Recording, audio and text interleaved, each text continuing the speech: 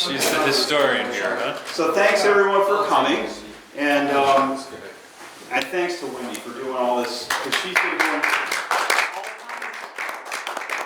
all kinds of taping for, she gets the equipment from the TV station for nothing, and she comes and devotes all her time, and she's taped a lot of oral history here, which is really great, and we're going to have this in the library accessible so that people someday, for instance, Woodburn Farm, they'll be able to look it up and hear some of what it was really about. And so I'm going to start off with one thing from the archives here that I found that we'll just give a minute to get going here. It should start up. Can you turn the lights out? Yeah, maybe, Maury.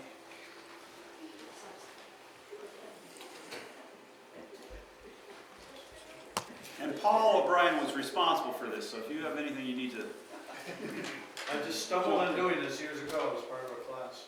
water. What surprises me is that somebody had that tape, that you guys had the tape. Mark is not only a librarian, he's a great historian. Oh, that's great.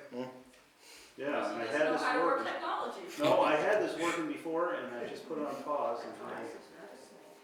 It went to sleep. Is this a video cassette? No, it was a video cassette that got digitized, because, when was this, Paul? What I want to approximately? say 85, 6, 7, someplace in there.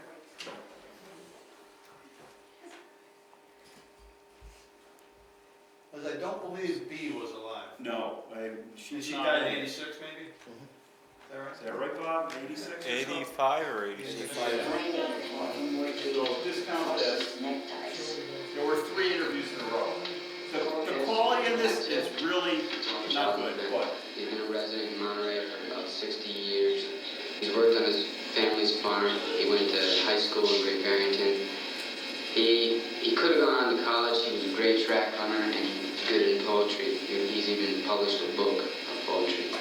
But he had to stay home and help his father pay off a mortgage on the land that they owned. Finally, he inherited the farm. He works on it to this day. He's got a lot to say. Here's some of it. He's been living in the Berkshires for 50 years, 55 years. 77 years. Okay, Shel, what were your high school years like? Well, we're talking about 60 years ago. Monterey didn't have any high schools, so they farmed the high school pupils out to Great Barrington. I went to Cyril's. And we didn't have any buses, so the town of Monterey paid 50 cents a day towards board of transportation. And I was fortunate enough to get a job out there on the farm, milking cows night and morning for my board.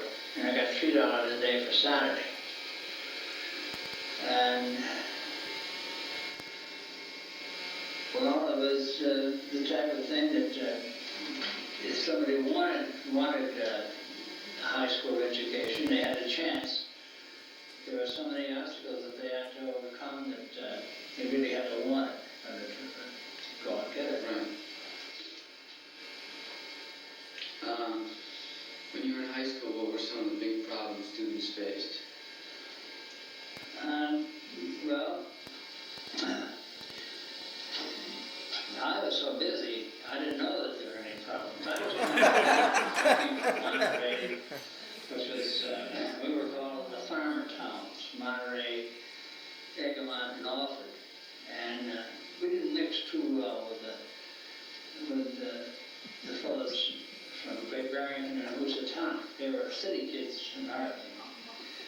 And as I say, I was so busy, all I did was study. My father told me before I went that if you wanted to learn something, go ahead. But he said, if you were just going out there to fool around, we've got work enough for you right here. So I didn't want to work around here, so I made sure. And about my sophomore year, I finally realized that was all the education I was going to get, and I really went to work. You stopped school in 10th grade? No, I graduated. I went ahead and graduated. Yeah. Graduated in 1932. Do you think things have changed a lot since then? Oh, a great deal. Now, Now buses pick everyone up at the door and take them to school.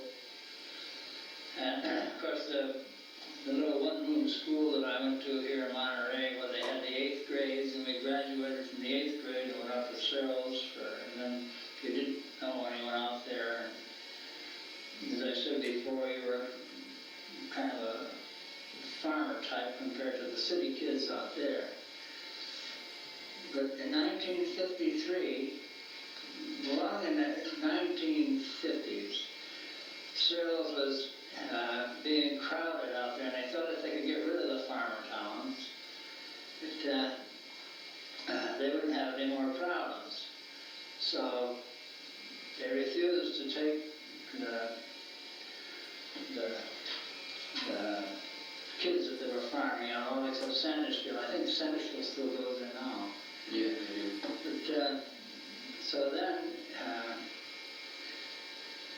the 5 towns of Monterey, 5 towns which are now the Southern Berkshire Regional School, set up their own school. And I'm very proud to say that I was a member of that committee that set up that school.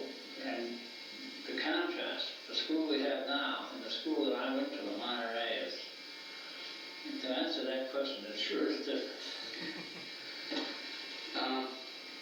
What would you change about your education or life if you could? I wouldn't change a thing. I was a little bit disappointed when I graduated from high school in 1932. I wanted a little more education. And I was torn. I wanted to be a lot of the things. I wanted to be a veterinarian, which a lot of people want to, who are connected with animals. And I realized that I was able to do that. And the farm I worked on in Great Barrington, one of the daughters was married to a landscape gardener. And he did some landscaping around the buildings, around the house there, and I helped him. And boy, I thought that was the thing to do, but I knew I'd have to go to further education for that. But my father just bought this farm here at that time, and we had a mortgage that was pretty big. He talked it over, and it was a matter of adding more to the mortgage or me staying home and paying this one off. And I had no regret. I stayed home and helped with this one. And I have no regrets whatsoever. That's good. So you helped your father work off the mortgage, and this became your farm? That's right. I helped him work off that. We had to buy more land, which is explained in this next from Monterey News right up there. It's on page 10, 910. And I have no regrets whatsoever. I was elected to a town office in 1935, and I'm still a town officer. I've been a town officer of the town for 54 years. I've learned a great deal there. Town of Monterey. Town of Monterey. How do you like the way things are run in Monterey? Oh, great many changes here in 60 years too. Houses going up. Big houses you're changing. The people who work here, who were born here and work here, can't afford to buy land here unless they can't afford to buy land and build here unless they're fortunate enough that their family will give them the land. Right. It's a big if there's one thought or one idea you'd like to tell young people about what you've learned in your life, what would it be?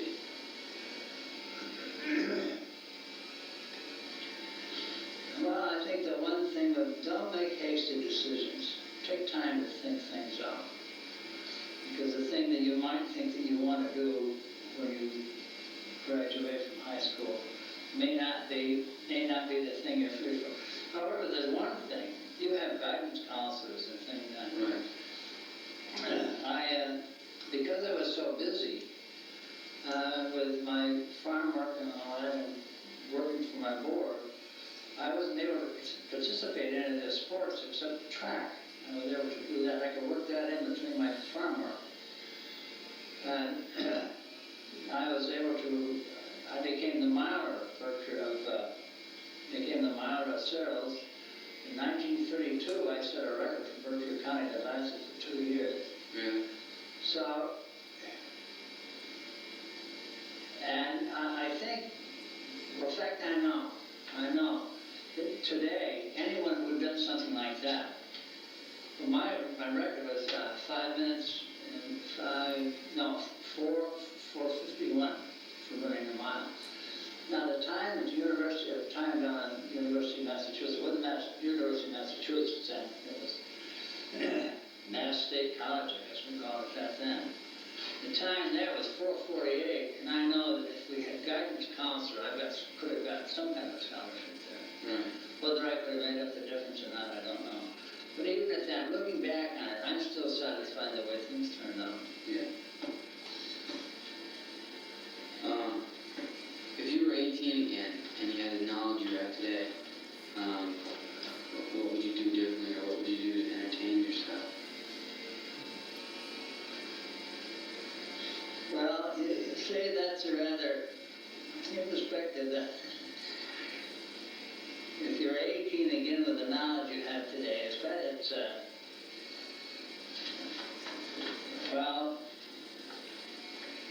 a rather awkward question.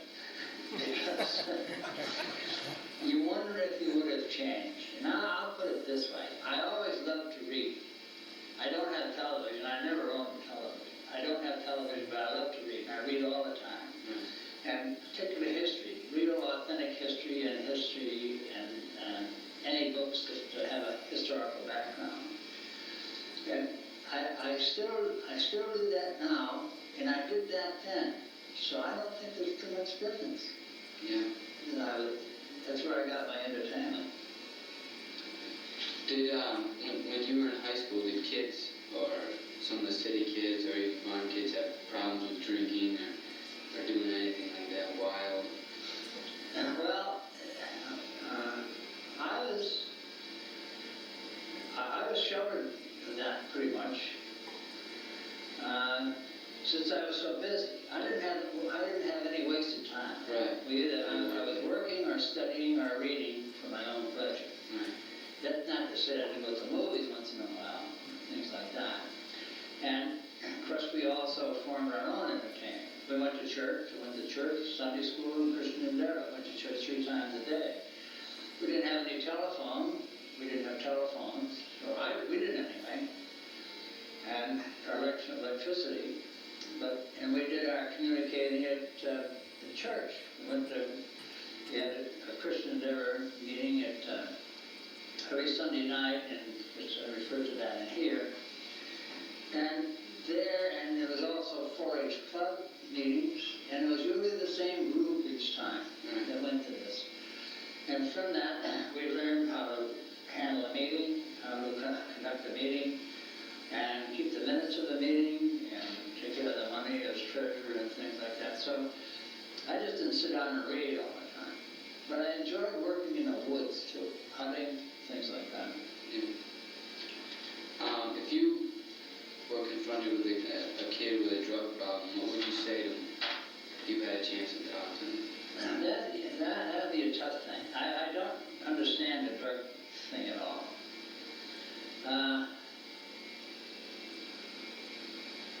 I really don't know how I'd go about it.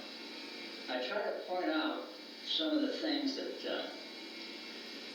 some of the accomplishments that people did that didn't have drug problems. Now we're talking about a problem here, aren't we? We're talking about something that they're fighting with. Well, back when I went to high school, the family was more of a close-knit thing. The family was the family, and the family went to church. And we worked on a family farm, and I really don't know. Because with the family locked into things back in those days, those kind of problems didn't get out of hand. They got out of hand later on. Right. So I probably, if somebody came to me and asked me to help them, I'd try to find out some way that I could. Read about it. Read about it, or talk with a person. I can figure out really if they're really satisfied with the condition that they were in. And they rather make something better of their life. Right. I try to figure out something positive. So, It's tough, huh, to do.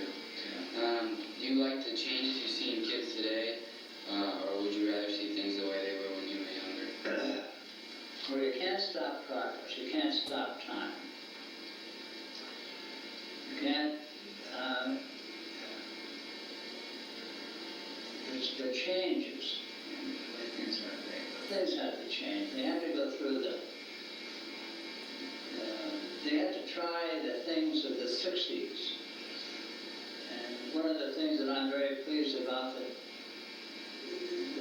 the young people of the 60s they were dissatisfied with the things of the past, and they wanted to change, but they weren't quite sure what they wanted to substitute for them. And it's nice to see that they've changed some things, but they finally settled down into the old rock foundations of it. They're still kind of adhering to some of the old values that they found out that they were worth keeping. But you don't see any, do you see any really bad qualities in teenagers today? Well, having worked with the Woodburn Boys, now possibly it was just the cream of the whole generation, the whole bunch that we got here. But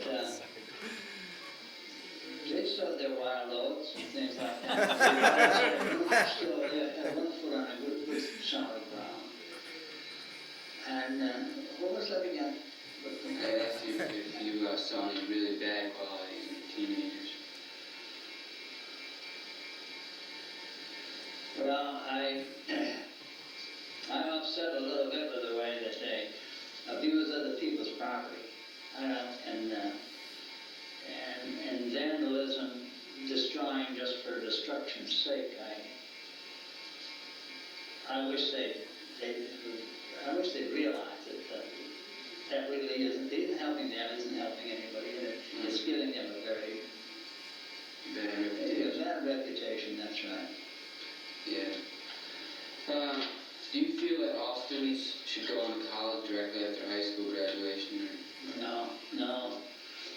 The graduating class may be a class, but they're all individuals. There's some that are going to follow some that are going to follow their father in the family bank or be a doctor, and as their father was, and things like this. Yes. But another thing you must realize, when I graduated from high school, I was 20 years old. You fellows nowadays are around 18. And you haven't worked from the time you were 15 years old. You haven't really had to work, earn your own money, buy your own clothes, and make it go. You still have to learn this little bit there when you graduate. So, no, the best way for my answer that if it's a straight answer, I would know. Everybody isn't ready for it. Right. It'll take you about a year or so to figure out what direction you want to head in. Who you are, you believe. All right, well, I think there might be another minute or so. Just get the lights. So I don't know about anyone else, but if you knew Shel and listened to that boy, it was nice to hear his voice. And he just like good old It's just Shel. like he's right here, you know? So, when you tell me when you're ready. I have one little quick thing to read, and then I'm going to turn it over to everybody else.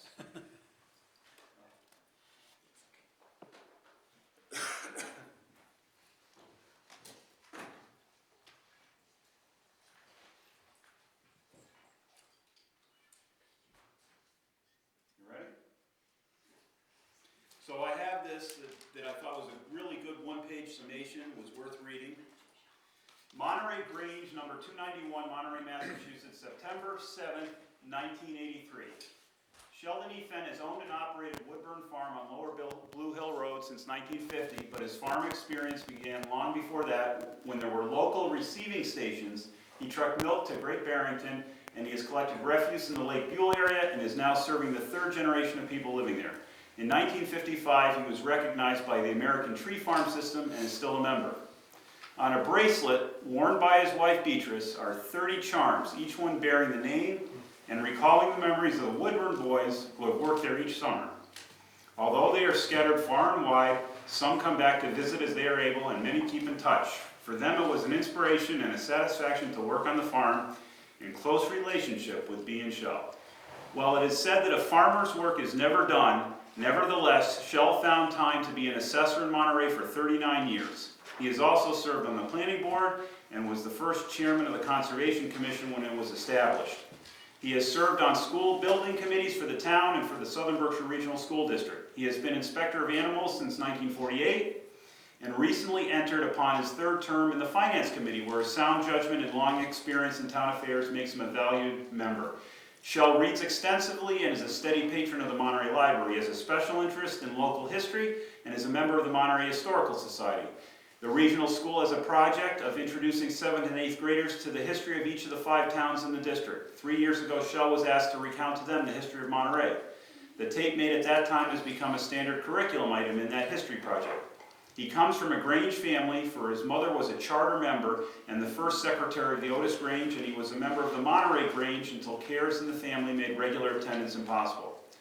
His literary interests are not confined to reading and oral history, for many of his personal experiences connected with the farm are recorded in a collection of poems that he has written, which, by the way, there are plenty of copies. They're free for the taking by the door. It is in recognition of a life work in agriculture and high values in farm and family life shared with the many Woodburn Farm Boys, in appreciation of a lively interest in history as we live it, and in gratitude for service above self and participation in the administration of town affairs, the Monterey Grange number 291 gives this Community Service Award to Shel and Bea Fenn. And this was written, do you know who? By Richard C. Hardisty, master of the Grange. Yes. And so, Edward S. Fenn was the first master of Monterey Grange. so I'm going to turn it over to Richard right now, who's the son. And just explain how you're related to Shel, and then he's going to start off with a little of the family history. I'm going to try to make this as fast, but Catherine Wade married a Hardisty, and they had a son, Robert Hardisty. It was a rocky marriage, and she divorced and married Ed Fenn, who took struggling farms and put them on the map. Cheshire, Pittsfield, Otis. Dairy farms were very big then. Ed Fenn had Shel and Mary Fenn.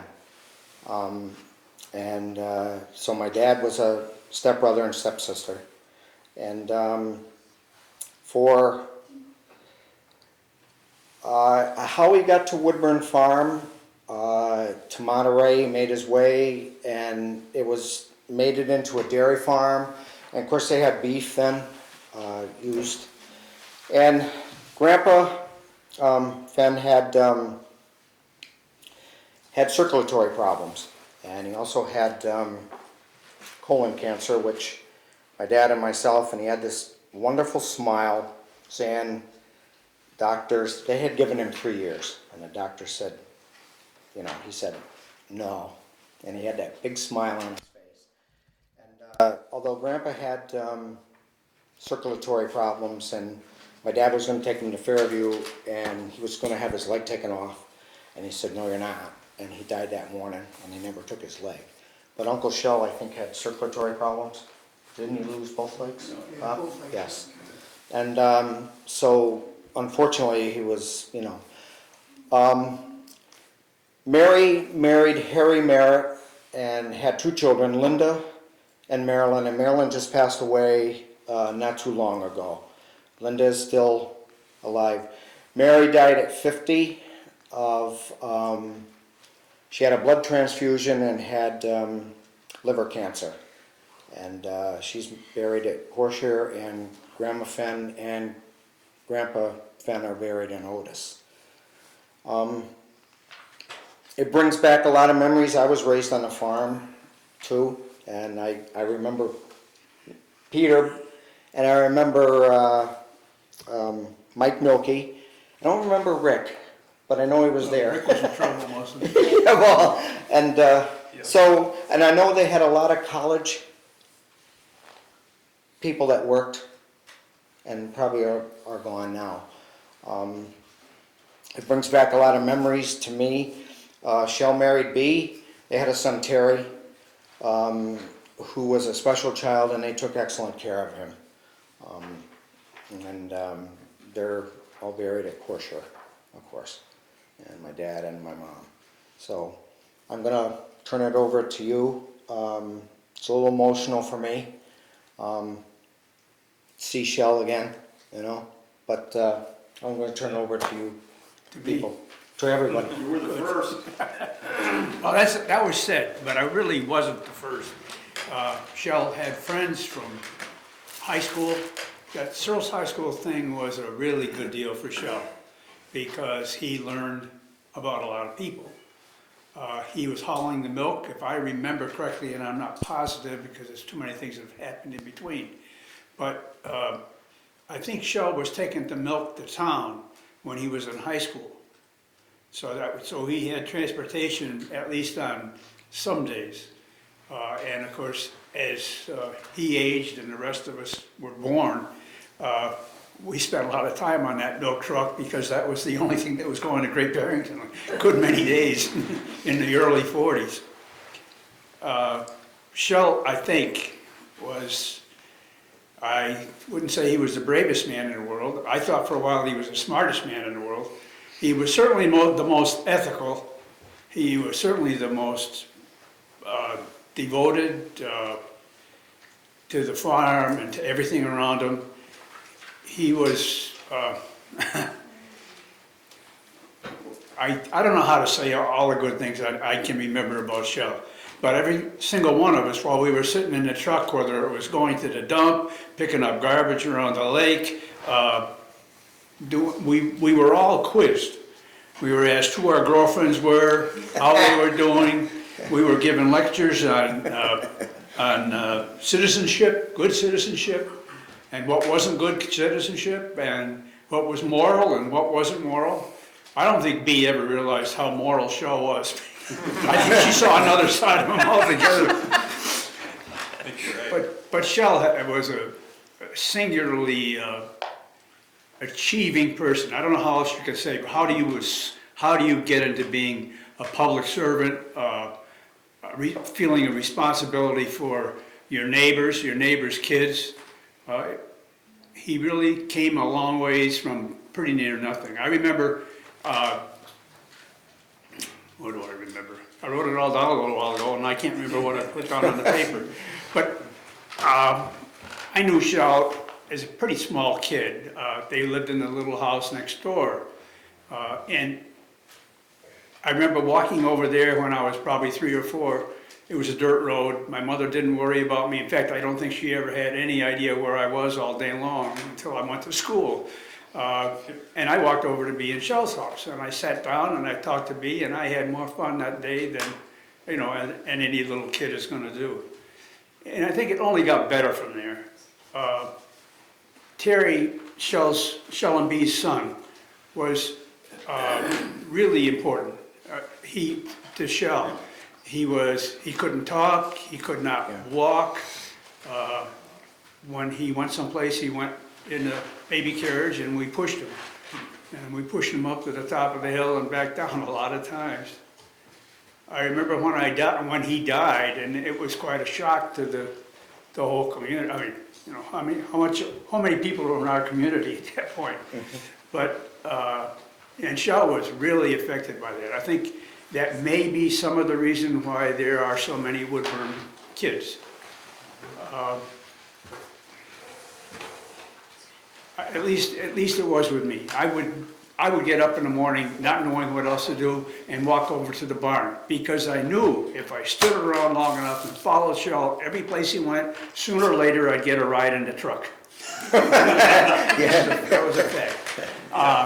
We got to know all about Lake Buell from collecting the garbage on the North Shore.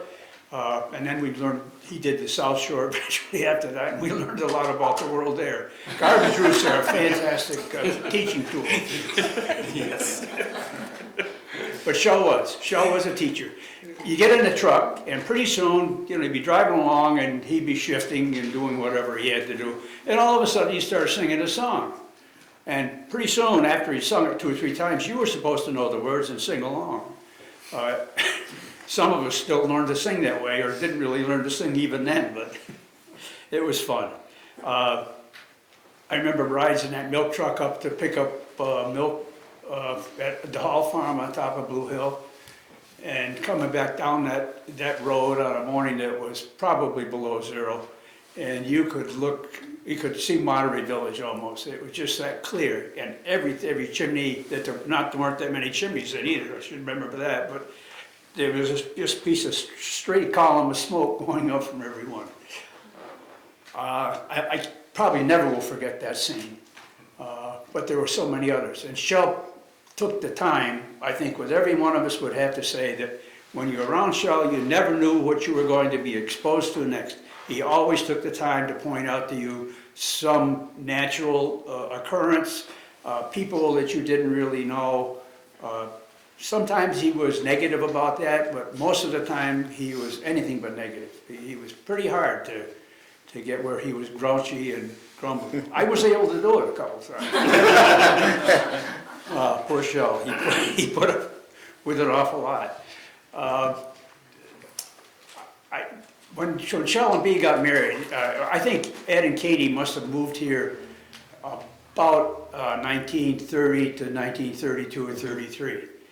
And I say that because I think my dad and mom bought the farm that was Louis Doncaster's, where the old barn, so-called old barn is, but now it's not an old barn, it's a new old barn. And Louis Doncaster hung himself in the barn. And the only thing I can remember about that is I never go in that barn because that story stayed with me. But when Shel was in there and everything was going on, I would sit there and I'd keep looking at the beam he must have hung himself from, looking to where he must have been hanging when he jumped, And it's a weird thing, but that sticks with me pretty well too. I decided then that I wouldn't commit suicide, not that way. I can't say too much. I mean, I'm looking at kids that I grew up with, not necessarily grew up with, but that were over at the farm. And as I got older and started chasing girls more, I didn't have time to be over there with the farm all the time. But we did do some interesting things. I follow Shel all over that farm. Bob knows it better now than I do, certainly the way it is now. But Shel knew every inch of that farm. He knew where the property lines were. He knew where the cows would get out the next time, and they did. And he'd tell us where to go to get them back in. It was a great education. It was a great place for a kid to be around. And then, as I got a little bit older, I got to drive the team once. I got to drive the team because I don't know what, Ed must have been sick. That's the only thing I could think of. Yes, he was. So there I was, hooked up the horses to the rake. That's pretty good. I mean, that was an achievement. And I got up behind the horses with my reins in my hand, knowing that this was all that was standing between me and life and death. And you sit on this little metal seat with this long thing, and we went out in the road. And the horses knew where they were going. That's a blessing. Horses always know where they're going. And Shel told me that. He says, you pay attention to the animals, you'll learn a lot. And I thought he was talking about my level of education, but it wasn't true. I got up a little bit above my house, and I don't know why but I pulled on one of the reins. I think I saw a car coming. Well, the doggone horse just turned off into the lot. And then I didn't know what to do, so I let the reins go, and the horse stopped. Well, now I'm beginning to learn. About that time, Ed and Shel come by in the truck. We were haying up on the corner someplace. And I guess Ed watched me for a minute, and then he got out, and he got on the rake, and I went in the truck. For which I was really grateful. But I got to drive the truck. First thing you know, I wasn't very old. I was probably 8 or 10, something like that.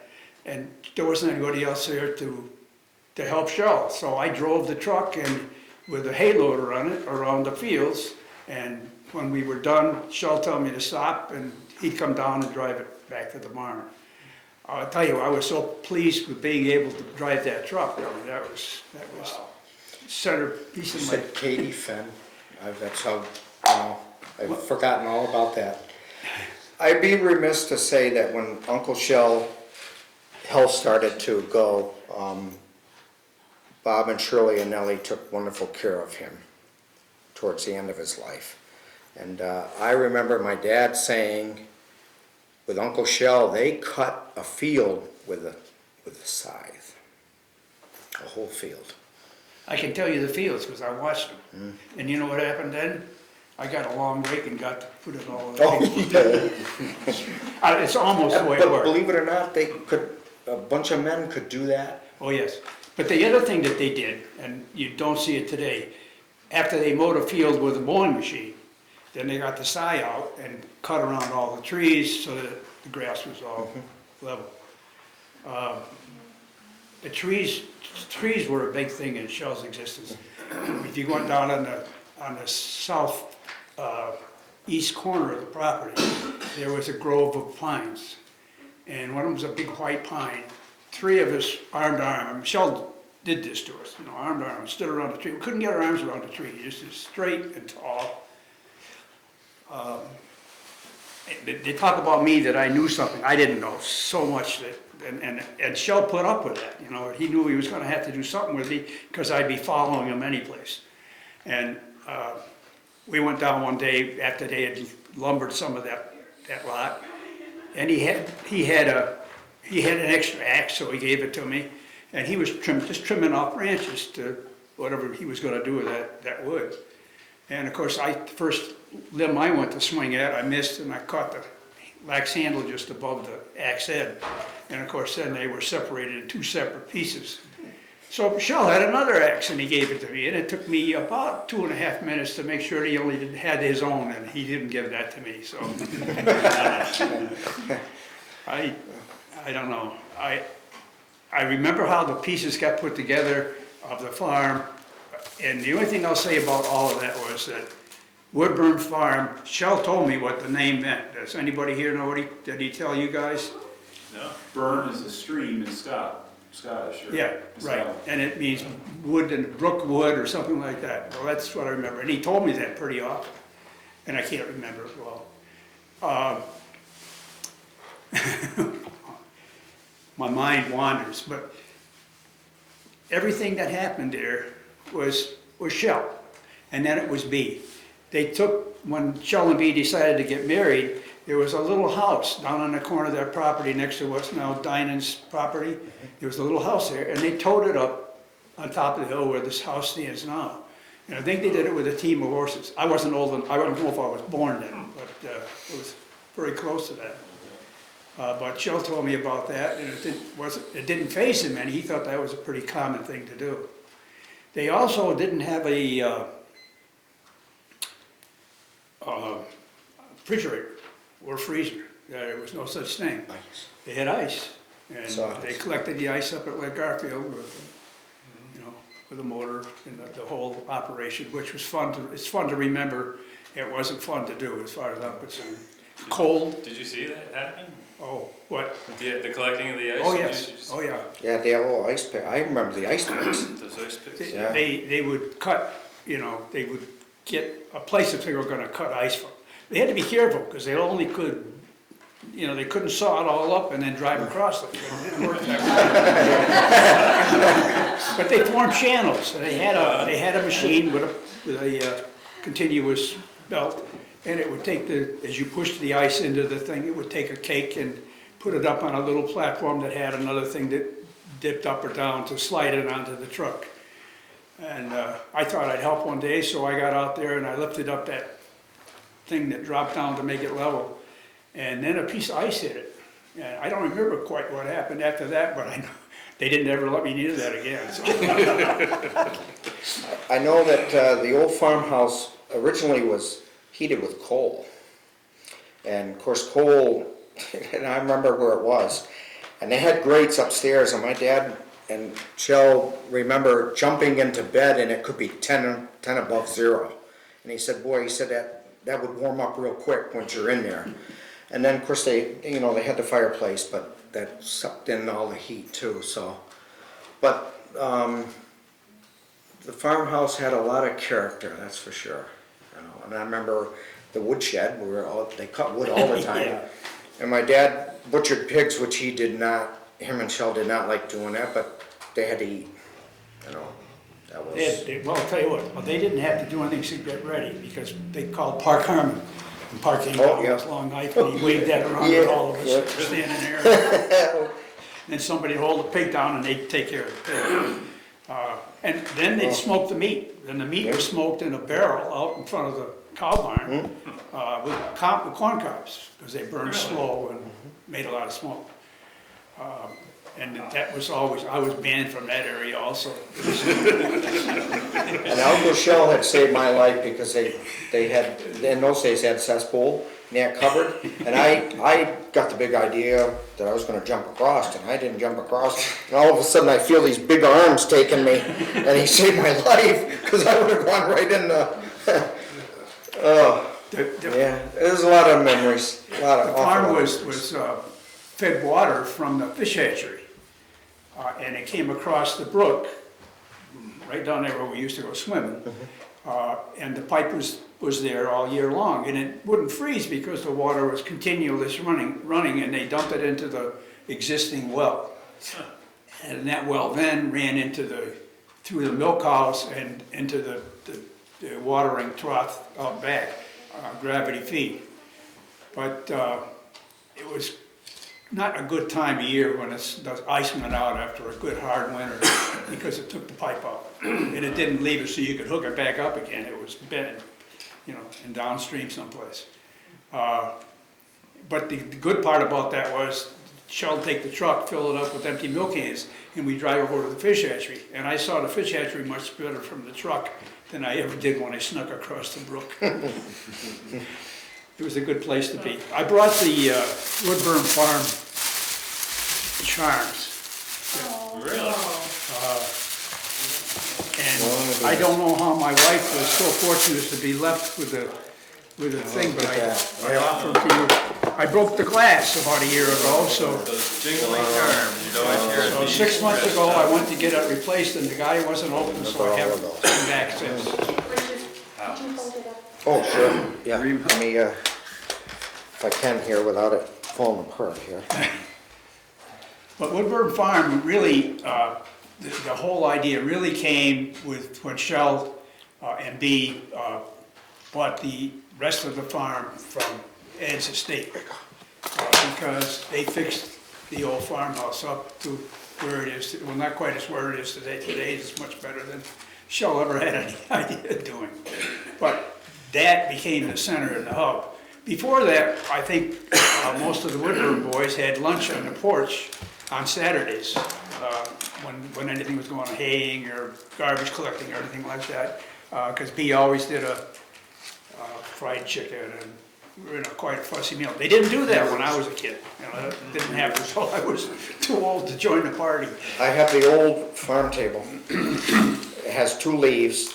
My dad said there was a 3rd leaf that went to that, but I don't know whatever happened to it. And it has a tag underneath. It's all different types of wood, which they did. And it's 18 something on the bottom. So it was probably a fence from way back. They heated that living room with a big old pot-bellied stove. And we had a pretty unending supply of slabs to feed it with, because someplace around 1940 they cut a lot of the sizable timber off most of that property. Things were simpler then, they really were. And I met some wonderful guys. I'm pleased to know them today. They've changed a little bit. Some of them are balder, whiter, things like that. But Woodburn Farm and the Woodburn Farm boys and girls really started when we were down in that house, because it was a party time. It really was. He loved the kids. She had help. I think all of us, for one reason or another, got along very well with Bea. And tried to make it a point, because if you want to be in good with Shel, you better stay in good with Bea. She always knitted, always was knitting, and she used to knit me socks. And I was young and I thought, I want toys, I don't want socks. Well, I wear out socks now, and I wish that she was still alive to knit me some more socks. But, Yep. Good times. good times, yeah. I never knew you were a Woodburn boy. I never knew that. They always told me I was the first. Yes. And I didn't understand that. Well, and it didn't, I guess it didn't, there was the significance I missed. Because then I found out there were so many of you guys, it turned out to be great. And so if I was the first one, that meant I had to have a start on it. Didn't work out that way though. Do you want to talk about your kids? My kids, I let this guy talk for himself. I had 3 boys, I'm proud of my 3 boys, but this is the only one that's still handy. And I think he learned an awful lot from Shel. Not the same direction as I did, it was a different world. All 3 worked there, didn't they? All 3 of your boys? Oh, yeah. Yeah. One thing I was thinking of before, I mean, working on Woodburn Farm, it was a great opportunity to learn something new. You know, if I'd have talked about picking up an axe and breaking it, well, I didn't have the same success as he did, but it was an opportunity to swing an axe for the first time. It was an opportunity for a lot of firsts.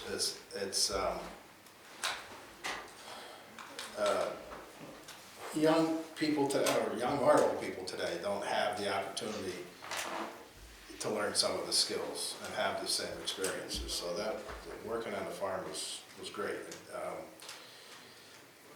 For that, there was milking a cow, picking up other people's trash, gave us a little humility, I guess. It was fun, David. It was. It was a blast. Well, and then, Until the you know, parents said, don't bring anything more home. you know, I'm thinking about, I teach now, and I'm trying to tell kids they gotta be safe. That's my priority. So I think about what we did on the farm. Oh. Oh, yeah. We used to ride around on top of a dump truck, you know, hanging up on the shelf, looking down the street, driving, with somebody else driving. We're sitting on the tailgate. At 40 miles an hour. And we, Unfortunately, Shel It's- went over about 25. yeah, you know, as long as you didn't speed, we were perfectly safe, you know.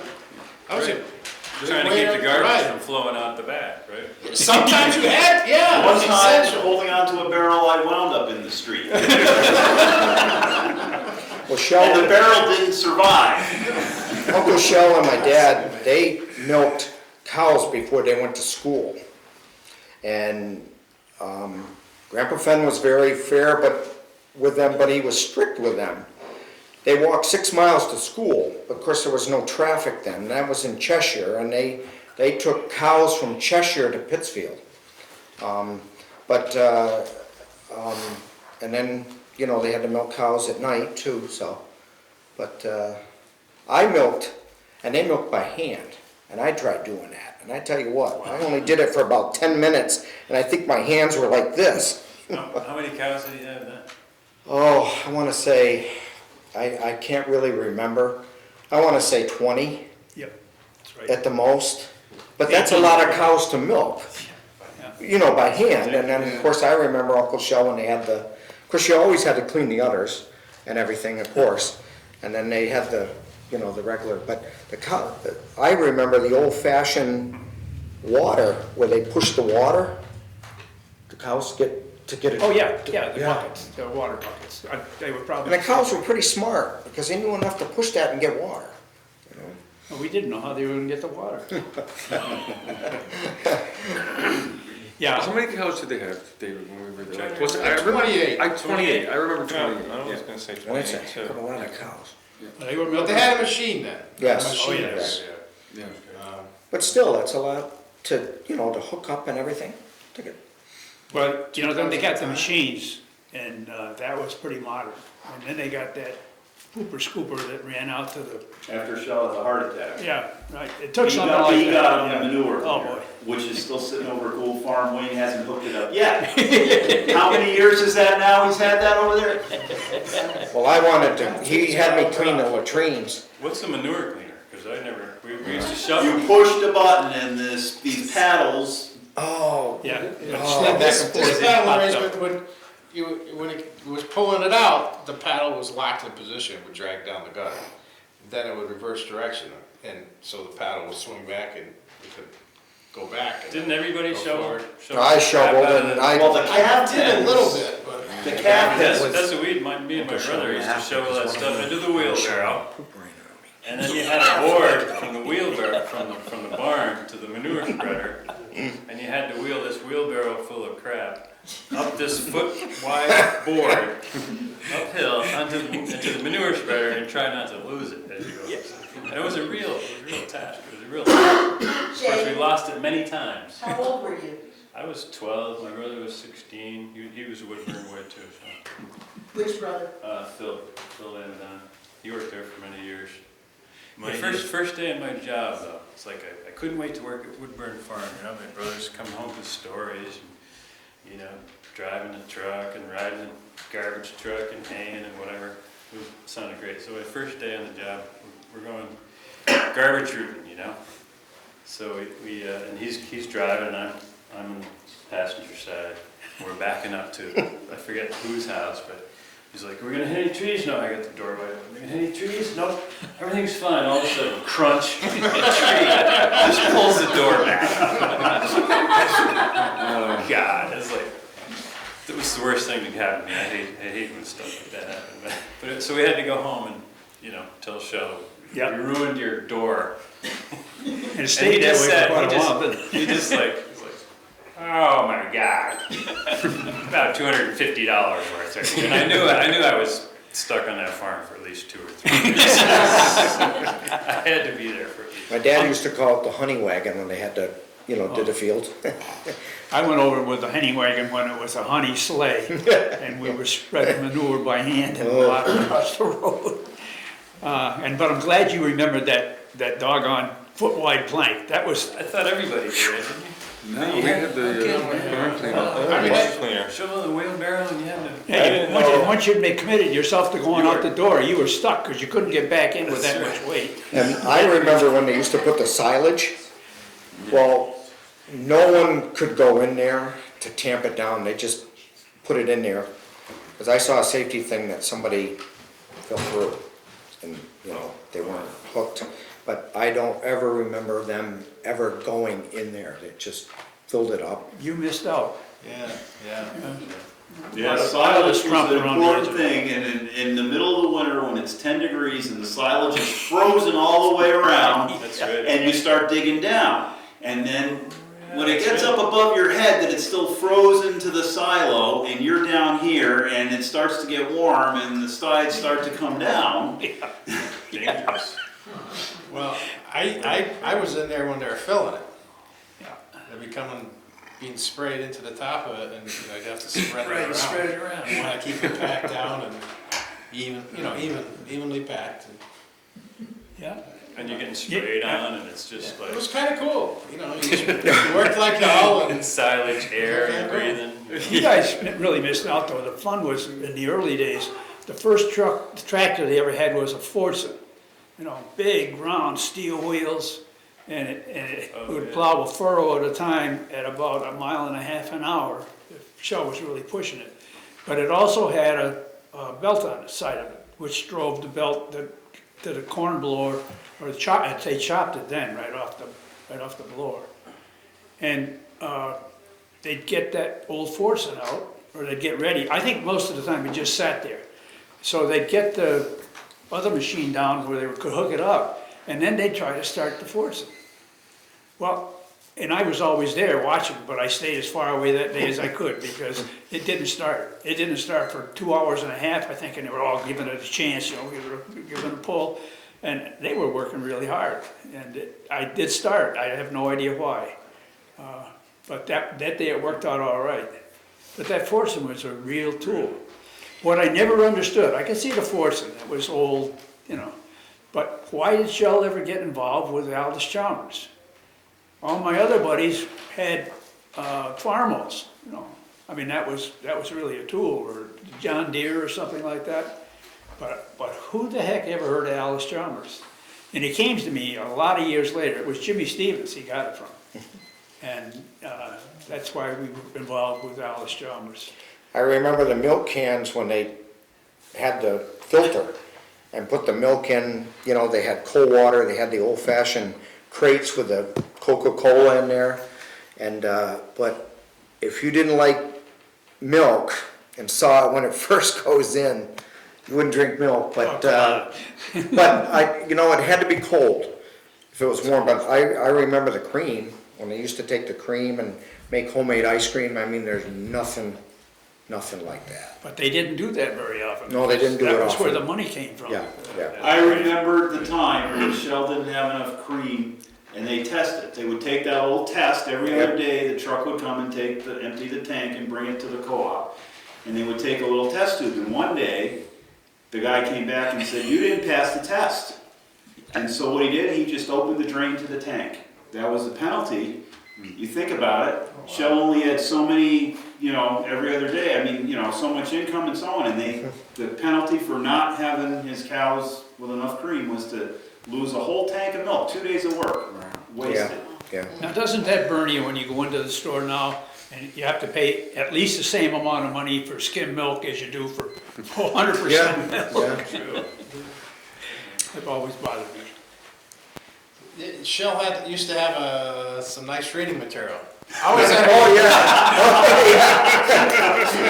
Yeah, we used to sneak in there and look at them. Lots of comic books. Everybody, you can look at comic books if you wanted to. But, you know, as you got older, there was other adult reading matter in there. That Bea gave him. Bea Yeah. gave him. Yes, That's yes, good. yes. I think it had it from the first one on. They were ahead of their time. When it got really quiet out in the den, you knew there was what the guys, and there's 3 boys out there, they're all written 3 different copies of Playboys. And down in the cellar, they used to make hard cider. Oh, yeah. Of course, I wandered down in there. Of course, Grandma Fenn was still there. And they probably gave me just a little bit like that. She was not happy. As I came out, I wasn't tipsy or anything, but she just didn't like that. Well, Bea did not tolerate that kind of stuff for the kids. That was I why always seem to remember some guys one night or one afternoon when I was there trying vanilla. Oh. Did we? Vanilla what? Vanilla extract. That'd be extra. Because in the summertime, we would have lunch ourselves, and Saturdays it was Bea cooking lunch. But in the summertime, it was just us, and you know, there were all these cold cuts, and we could make our own sandwiches. Well, those lunches were epic. Yes, Yes. the Saturday lunches have to be talked about. Yeah, because she would cook up a storm. And you never knew who would drop in. There were always people coming, and there was plenty of hamburger and chili sauce and cake. There was always old Woodburn boys showing up too. Yeah. Older guys who I didn't know. Yeah. Yeah. Well, Well, if you ever watched the cider making, the cider is interesting because they took the truck. They took it to Otis when he still owned the farm over there. And I went with him that day. And all we did was pick up apples off the ground. They had a lot of them. And we filled the truck with apples, one at a time, I think, you know. But it was fun because if you were standing far enough away from the truck, you could throw it at the truck. I don't remember getting called on that one, but I remember when I came back from the cider press, the cider mill, and I think there were about 6 barrels. And after that, it was your grandfather's problem. He had to keep the barrel topped off until it fermented out. It was, and of course, we had people who stopped regularly. Who was the guy that was the caretaker for Peter Schweitzer? My dad. Yeah. No, this is before your dad. Oh, Yeah, that's the guy. Duke. Yeah, Harrison Duke. Yeah. I think it was Harrison. No, God, I can't remember. Well, anyhow, he had Schweitzer bought him a little 2-wheel Golf cart. motorized yeah, to get around on. So you'd be sitting there doing something around the barn, and pretty soon you'd see that little moped pull in, and all of a sudden, nobody on it, he'd be down in the cellar already. And he'd come out a minute or two later, and he'd jump on the moped, and he'd go down the hillside. I think he bought it right there. And, you know, but an hour later, he'd be, the moped would be parked out in front of the cellar. Lila Ducat, and I can't think of his name to save me, but I know, yeah, and then my mom and dad came afterwards. But, Yeah, we learned a lot, didn't we? Everybody hayed here, didn't they? Oh, The haying was epic. I mean, it was hot, dusty. Trying to throw those bales up over the side of the truck. And if you could do that, you knew you'd kind and of. of course, the stacker was really critical. Oh, yeah. Even though they was the smallest guy, you better stack it right, because if you got halfway home and you lost the top couple tiers in the row, that was not a very happy. Right, especially if you're riding in the back of the truck. Yeah, on top of it, my yeah. dad used to fill the barrel up with one hand. Oh, yeah.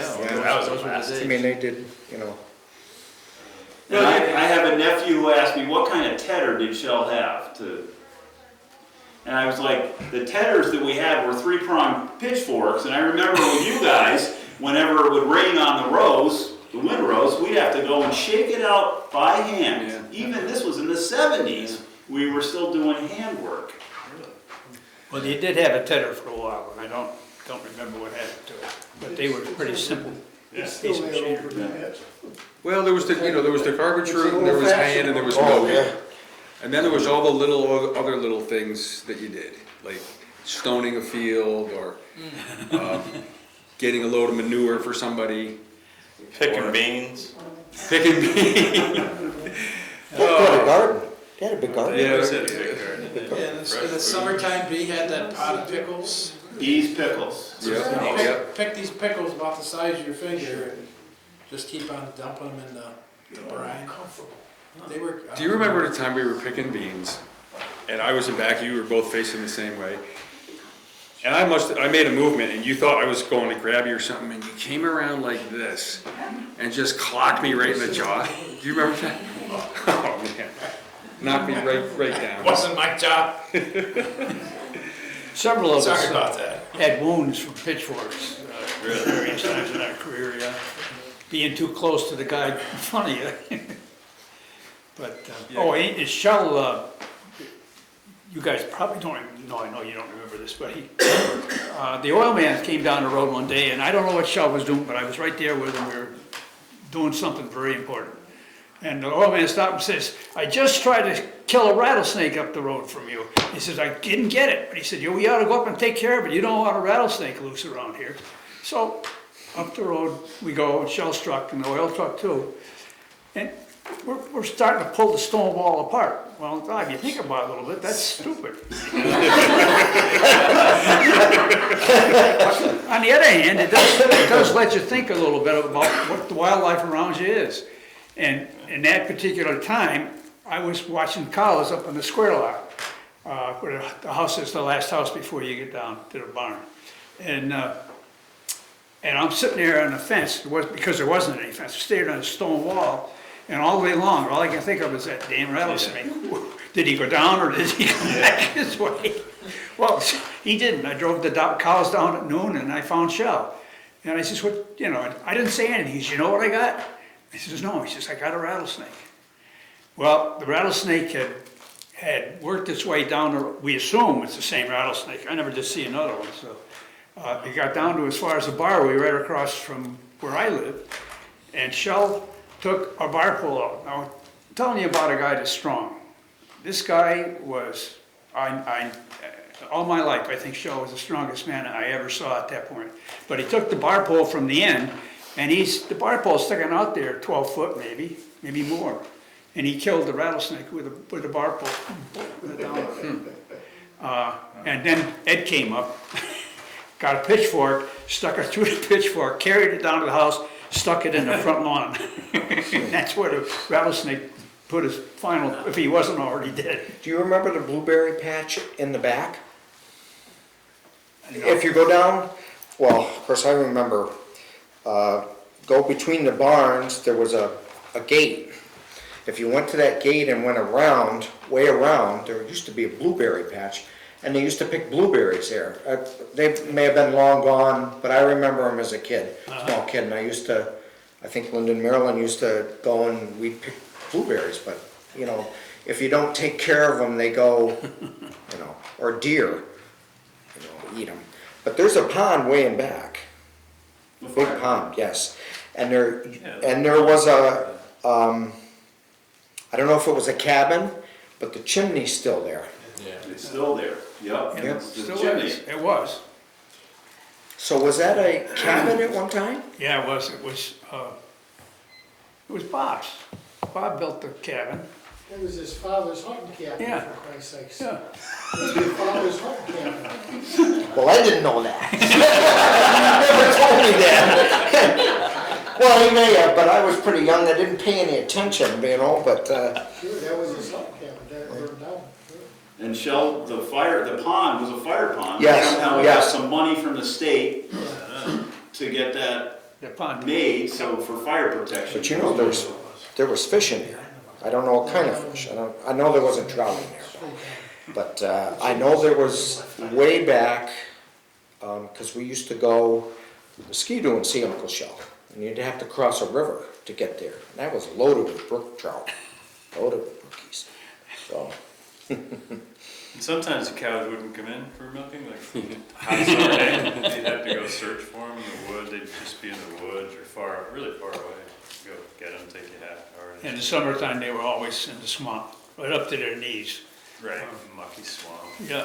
well, when my dad was at Schweitzer's, they got loose. All of a sudden, we were at Highland Cottage, there was about 12 cows there. Where'd they come from? They were dropping all around. So we called Uncle Shel, but they had gone through, somehow they had bent the fence down. They were smart. Sure. Well, we took them back. I don't know how they did it, but they did. They followed. They go right home. Yeah. Sure. Just needs a little push, right? Hmm. I used to get 25 cents a week for getting the cows for milk. Yeah. That didn't make any difference if they were in the swamp or up in the dry lot.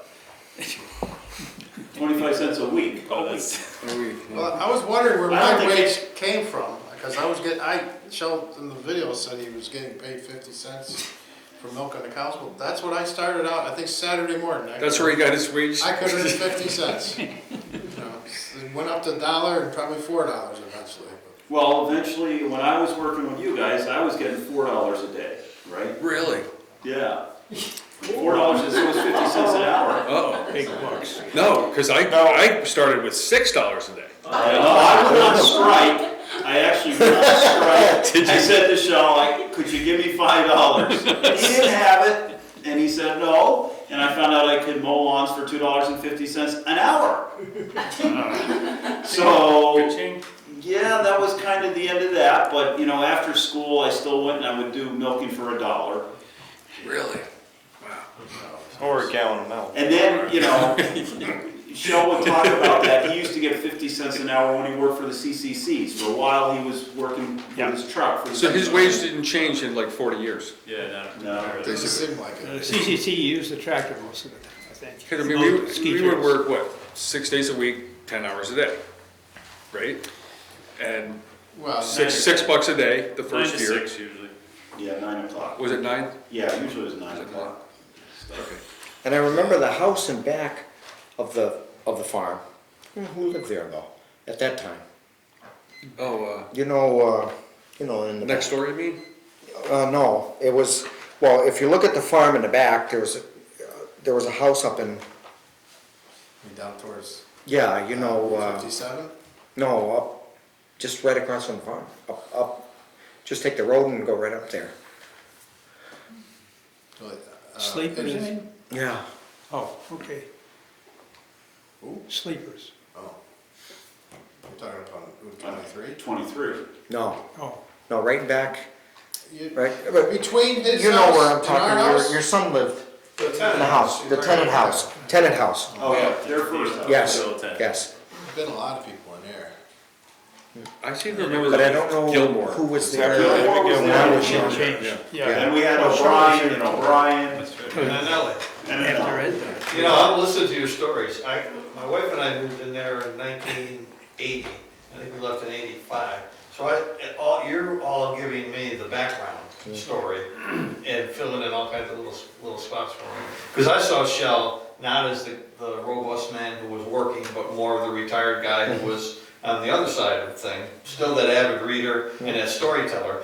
But and just sitting here, it occurs to me that I was a Woodburn man. Because what I would do when I came home from work is I would go over and talk to Shel and Bea. I'd stay over there for hours, all the time. I would just sit there and listen to the story. I have his original poem that he gave me in a frame. I still have it today. Which one? Um, The pond? Yes, the pond. That's a good one. yes. Yeah. And yes, the other thing he used to do, he'd recite parts of poems. Oh, Then he'd recite another one. McGrew, didn't he? Huh? Interest Dan McGrew, right? Yes. Who Yeah. can recite that? Yeah. Because Bea hated it. Every time he would say it, she'd stop saying that, Shel. Yes. Now stop that, Shel. It wasn't lunch if we didn't hear that at least once or twice. Now stop that, Shel. Yeah. That's funny. Bea really was special too, because she really put up with a lot. Oh. She put up with a lot, and I have a story from Mike Milky, who talked to me this morning, couldn't be here, but it really touched me, you know, because this was the one thing he said to me about, you know, he spent a lot of time there, and he kept coming back, and I didn't really know why, but he told me today. He was in the Army, and he was overseas in Vietnam, and he said, my mother wrote to me, and no one else in town but Bea. Bea wrote letters to me when I was overseas there, and he said, I'll never forget that she, you know, and so I would see Mike would come by with girlfriends and you know, just sit down and be at home. Mike was really messed up when he got out of Vietnam the first time. And, you know, he couldn't be more square or straight today than anybody I know. And it makes you feel good, because a lot of guys didn't do that well on their return.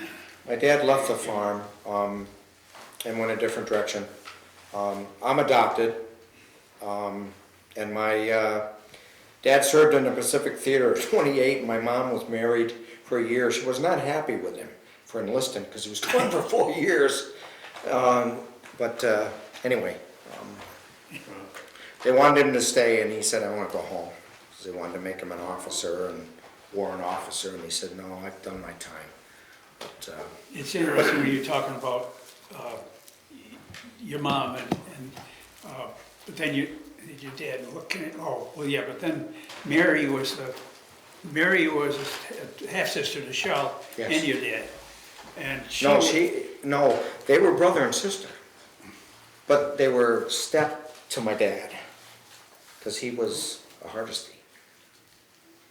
Yeah. Yeah. Okay. Yeah. Yes. That. Yeah. They were brother and sister. But Mary was a savior for Shel. I mean, he really loved her. She was a very Yes. special person. And my dad treated her as a sister, and actually, I have a picture of, she looks a lot like my dad. I don't know why. And Uncle Shel looks like Grandpa Fenn. Yeah. He Yes, does. he really does. He has the same mannerisms, and that laugh.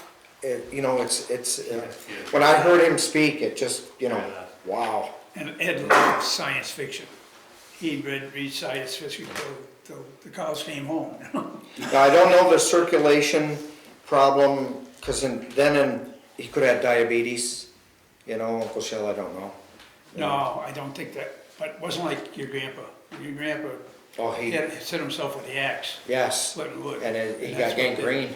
Yeah, he was pretty sick. Pete, how did Fred Hasted get into the picture? Fred was really the original Woodburn boy. He was a friend of Shel's. They lived in Hartsville, just around the corner from Whitney's garage.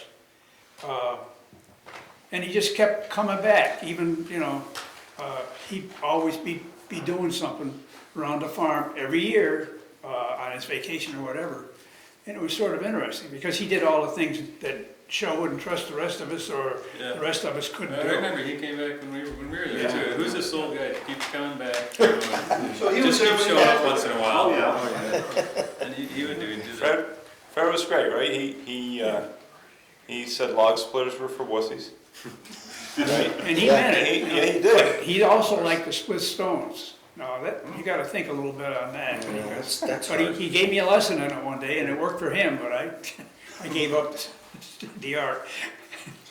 I remember Fred Cutting when diamonds. we used to collect the garbage and Shel no longer could, and then Fred Yeah. started driving a truck. And you know, when we collected the garbage, we used to goof off all the time, right? But I remember times we were doing it, and all of a sudden the truck was gone. Fred just took off, and the guys on the back of the truck are standing there, and there's no truck to throw garbage on, and Fred's gone. So you know, we cut through the woods, and he met us there, and we kept going with it. But Fred, he just kept going. He didn't listen to us. So he was, I don't know, and maybe he thought we were goofing off too much, and he said I was just going to keep going. And Well, near the end of the Fred. season, you know, the thing that Shel had to do was make sure he got all his money for all the people went home.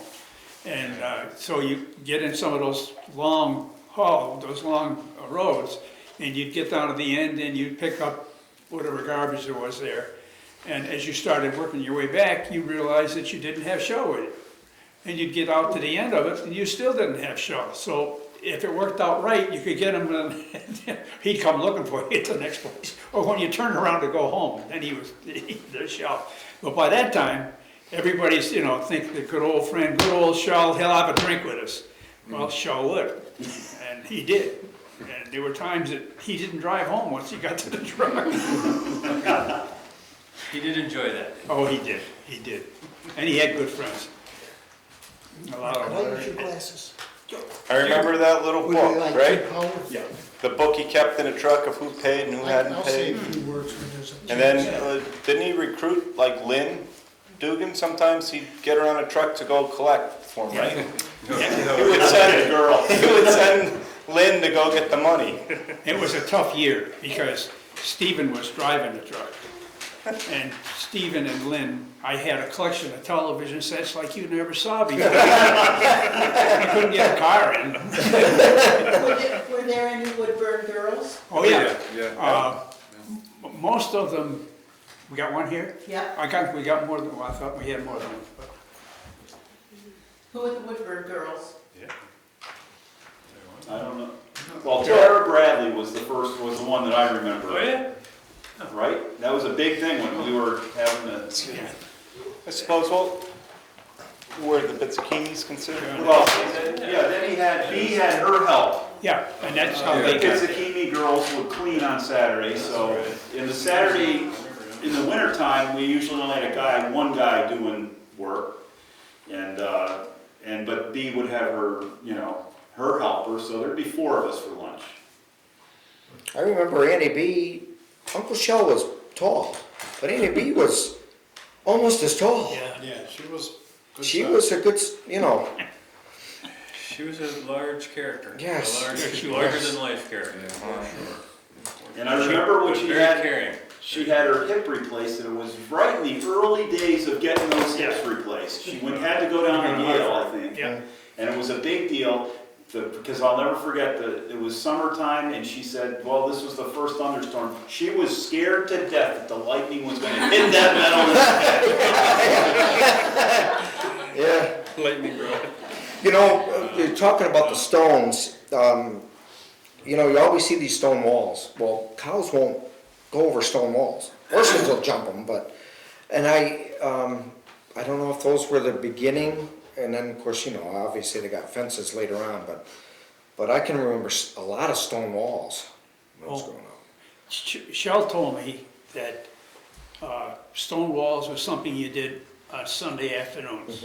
You went to church in the morning, in the afternoon you had dinner, and then before milking, you'd pick up whatever stones were available in the fields, particularly when they were plowing. And I thought that was pretty neat. And boy, they made some nice little walls.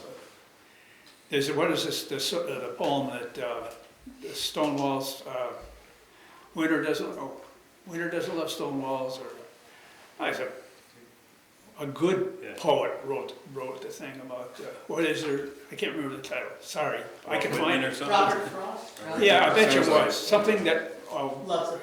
yeah, yep. And it's so true, because stone walls certainly deteriorate, we all see it. Yeah. Remember when the sleepers, you guys probably would, they got somebody from Barrington to build that stone wall up from, down by the stone house, all the way up to the corner? And they fixed the stone wall, in other words. And it took a long while, one guy must have done it for 3 or 4 months. Oh, yeah, yeah. Just as a bit of history though, did stone walls we see a lot of? I mean, those are the stones that the guys could pick up. But it took me a while to realize what Shel had done to the property. I mean, there's no way, when they got done, there's no way you could take a modern tractor with the modern implements across the field. So I mean, one of the improvements Shel made to the property around the farm was he got a bulldozer or, heavy machinery out there, and he moved some big rocks. I mean, there's some awful big rocks. They're not typical stone walls we have in the neighborhood there in places. They're just some big rocks that got pushed off to the side of the fields. He Made them really tillable. he took the stone wall out and buried it, that lot right across from his house. And that was a lot of stone too. Bob, you wanted to say something? I came into the picture a little later than these boys were doing it, but I also was a farm boy. Okay, same things you guys did, a few more cows. We did have a pasteurizing machine, and it was in the 50s. Okay, so it was before the time, but then when I moved up here in '79, Shel was going over, and there wasn't any more dairy cows. He was changing to a beef farm. Okay, and I was a neighbor and friend of Finn's, which most of you know, and we moved up here in 1979. Okay, and at that time, like it says, the milking, I think he sold out the milk cattle maybe 80 or 81.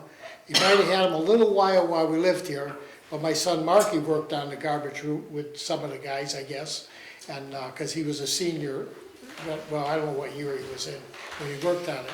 But anyway, as a neighbor and friend of Bea and Shel Fenn, we got to know him pretty well over the years.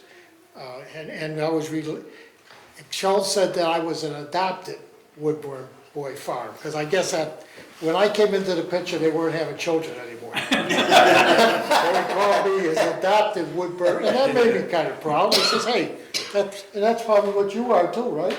We kind of, because I mean, he told me, he says, you're going to be our adopted Woodburn. I said, all right. I didn't realize how important it was at that time, till I see how important it is to you guys. Now it's important to me too, you know. I'm not one of yours, but I'm an adopted one, okay? Like you. You know what adoption is. So anyway, in 1979, we got to be friends with them. We're coming up as neighbors and stuff. And Bea, I'm going to go on a little bit more of a serious note now. Shel and Bea were starting to lose their health little by little by little. And they were talking about what they wanted to do with their farm for the future. And that was very, very important to these people. And for all their Woodburn Farm Boys, neighbors, the town, everybody. Because they had no children, which you all know.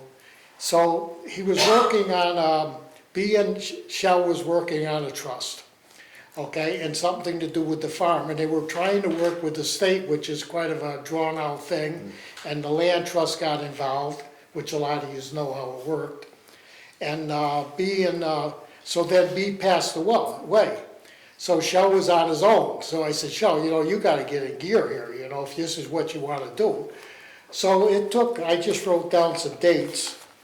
And Bea passed away in 1986.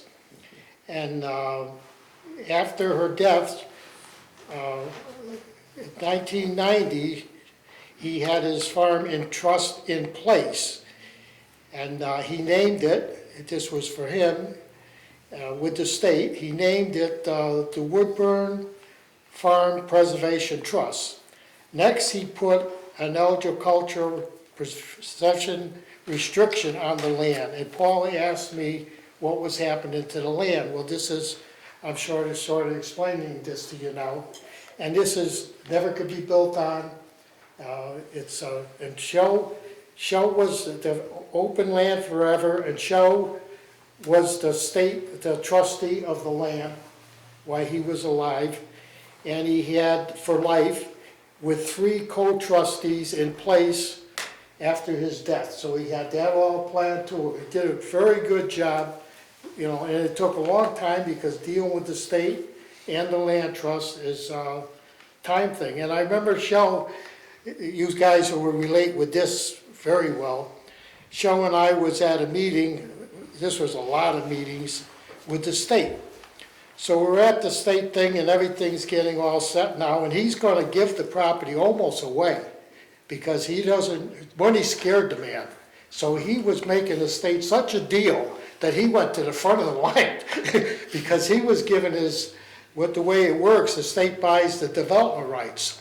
And the development rights on Shel's farm was pretty close to $1 million.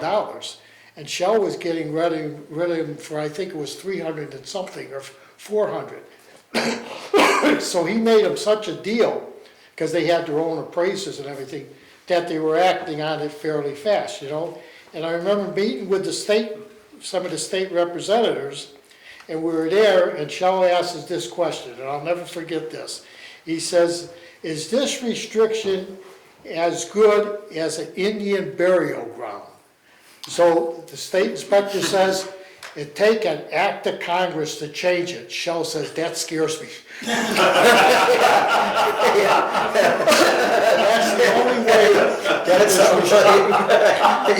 I mean, Little do you know how hard it and I can takes see for how that, Congress to act. Yeah. well, anyway, that's the only way that this ever could be changed, is through an act of Congress, you know? And like I said, Shel was the trustee for life with 3 co-trustees, which I'm honored to be one, Mark Makuc and Peter Brown. And after his death, the 3 co-trustees are in trust of his trust at this time. And we're doing pretty good. We're holding our own. We still have fence problems. That's our biggest problem. John feeds the cattle. We have a half a dozen beefers with some young ones. We did a little bit of forestry year before last, so that gave us a little money to keep going. We're operating. Shel even put some money where his mouth is. He put some money in a trust, and that money has not even been touched yet. That money is, the principal is the same as when he died. And so we've been operating. We were getting pretty good interest on the money for a while. Now it's down to like 1%, you know. But we did sell some timber a couple of years ago. This year and last year, I think it was, we had a pretty good year with some of the cattle selling it. We don't have a lot of expenses, because like Shel was paying you guys, we don't pay nothing, so, you know, but it's working. Gotta pay taxes, is there any taxes? Yeah, we gotta, that's what was nice about this conservation easement. When you go into a program like this, and the state buys the development rights, what is your land worth now? Almost nothing, okay? So our taxes are probably, I don't know, maybe $300,000 to $400,000 a year. We have insurance, we have How a many pickup. acres is that? About 250. 250? But see, this is the only way that Shel could give this land to his trust. Because if he died without this trust in place, this was appraised at over $4 million, close to $5 million. How could anybody afford to pay the estate tax to keep that land? Exactly. You'd have to sell it to pay the estate tax, you know? So putting in this before his death, all that development rights were gone, so that brought the value down to almost nothing. So that's why, in fact, there was no estate taxes. We paid none, because I don't know what you were allowed then, maybe a few $100,000, $1 million, I'm not sure. I know it's $5 million now, but it wasn't $5 million then. But anyway, it was way below that, you know, because of what he did. So that was a very, and he knew that. You know, that was a very smart move. So the guy, that's how important it is to him. But you know, and that's what he did. He had a lot of wisdom, you know, just what you're just saying there, watching him in the videotape, the Oh, way he yeah, was yeah, responding. the guy had a lot of, he learned by reading, Yeah. I think. I think he learned a lot by reading. I always brought stacks and Oh, man, I stacks of remember, books. oh, unbelievable. Stacks and stacks and Yeah. stacks. And you go there and one of the And things, he'd that- finish them. there are so many personal recollections, but one thing, he always had the dictionary right next to his chair. Yeah. And he didn't go one day without looking up Do you some know word. that He- dictionary, did you see it I sitting saw it in next your to house, Shirley's yeah, chair? yeah, But he That could- dictionary sits next to Shirley's chair now. But he could tell you every book that he read, word. Well, he had a for very word. good memory. He had a photographic memory. Yeah, and we lived with him, I don't know, 3, 4, 5 years, I don't know, 3 years, my wife took care of his wife. But very, very, like you say, more so than you even know what kind of people they were, you know. I'll never forget. I remember Shel in pain, unbelievable pain, losing a leg and bruise, you know, waiting his turn. And he would say, gee, Shel, maybe we should talk to the doctor or something, I mean, this is ridiculous. No, I'll wait my turn, when it's my turn, I'll go, and that's just the way he was. Yeah. You didn't wanna get the head of the line, or no favors, or no nothing, you know? And they just waited his turn. But that, well, you guys know, that's the way they were.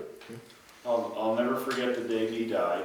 It was the longest day of the year. Yeah, And I remember Shel saying that when the sun came up, she was alive, and when it went down, she wasn't there. But one of the most important things was, I remember going there before, and he said, or she said, Bea said to me, she said, I'm not gonna make it, but she said, I want you to get your whole family down here to say goodbye to me, because I want them to know that this is a good thing.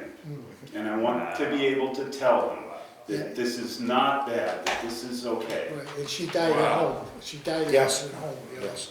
Which was important to her too. Shel didn't have any No. choice, they took him to the hospital, but, you know, cause they thought there might be some hope, but, cause he lost, as you know, he lost 2 legs.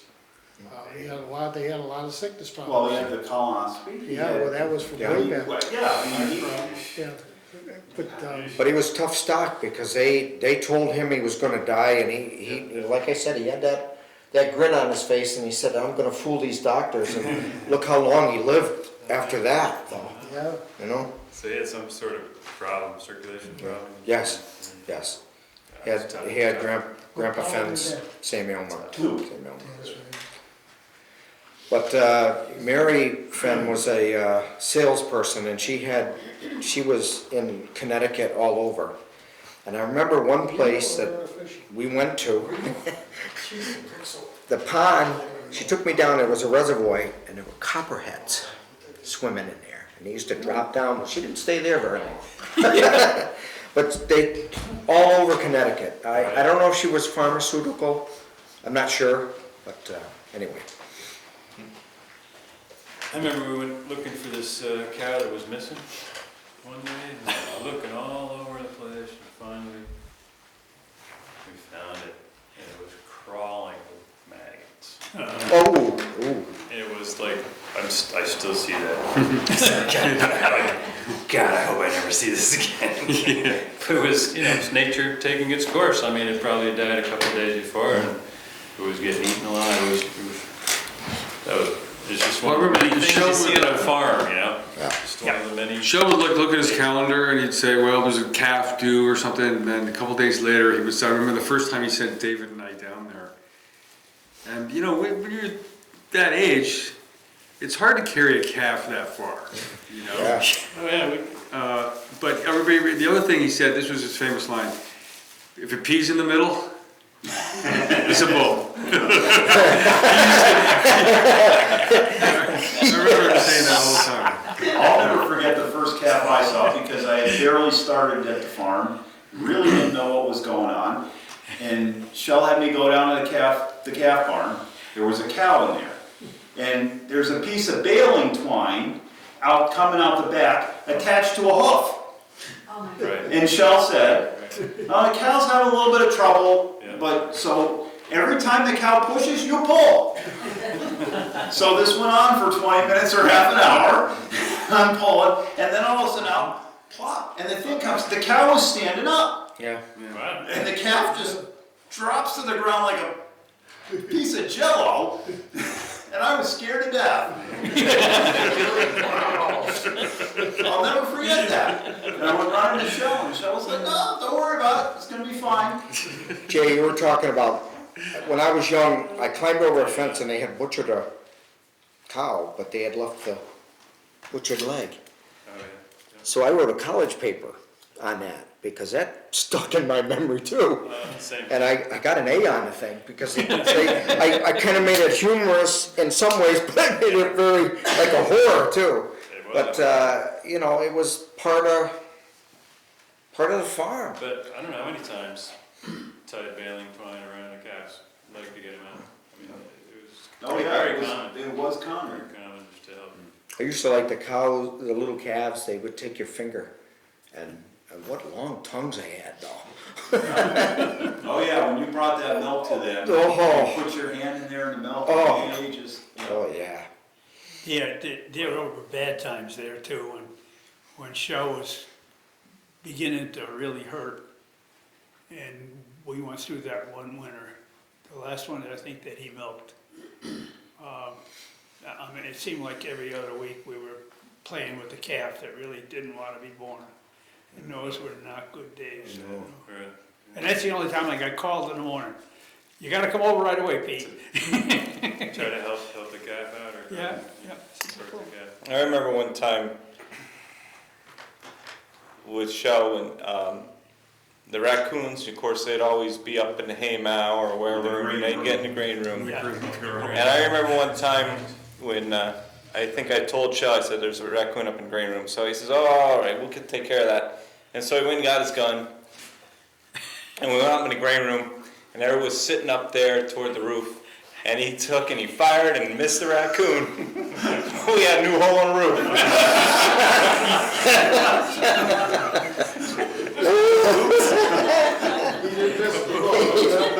I thought that was Well, one time in the morning there was a raccoon in a trap in the grain, like next to the grain barrel, and you know, by the leg, and it really stuck in my mind how Shel just put his gloves on, took the crowbar, bang, threw it on the truck, and that was it. When they first built that Elon, and when the milk machine was on the outside, then all of a sudden, and put the grain bin in, it was infested with rats. And the big sport was to get that door open quiet enough. They had that damned old rickety step ladder leaning against the side. Go up that ladder as fast as you could and start hitting rats with a shovel.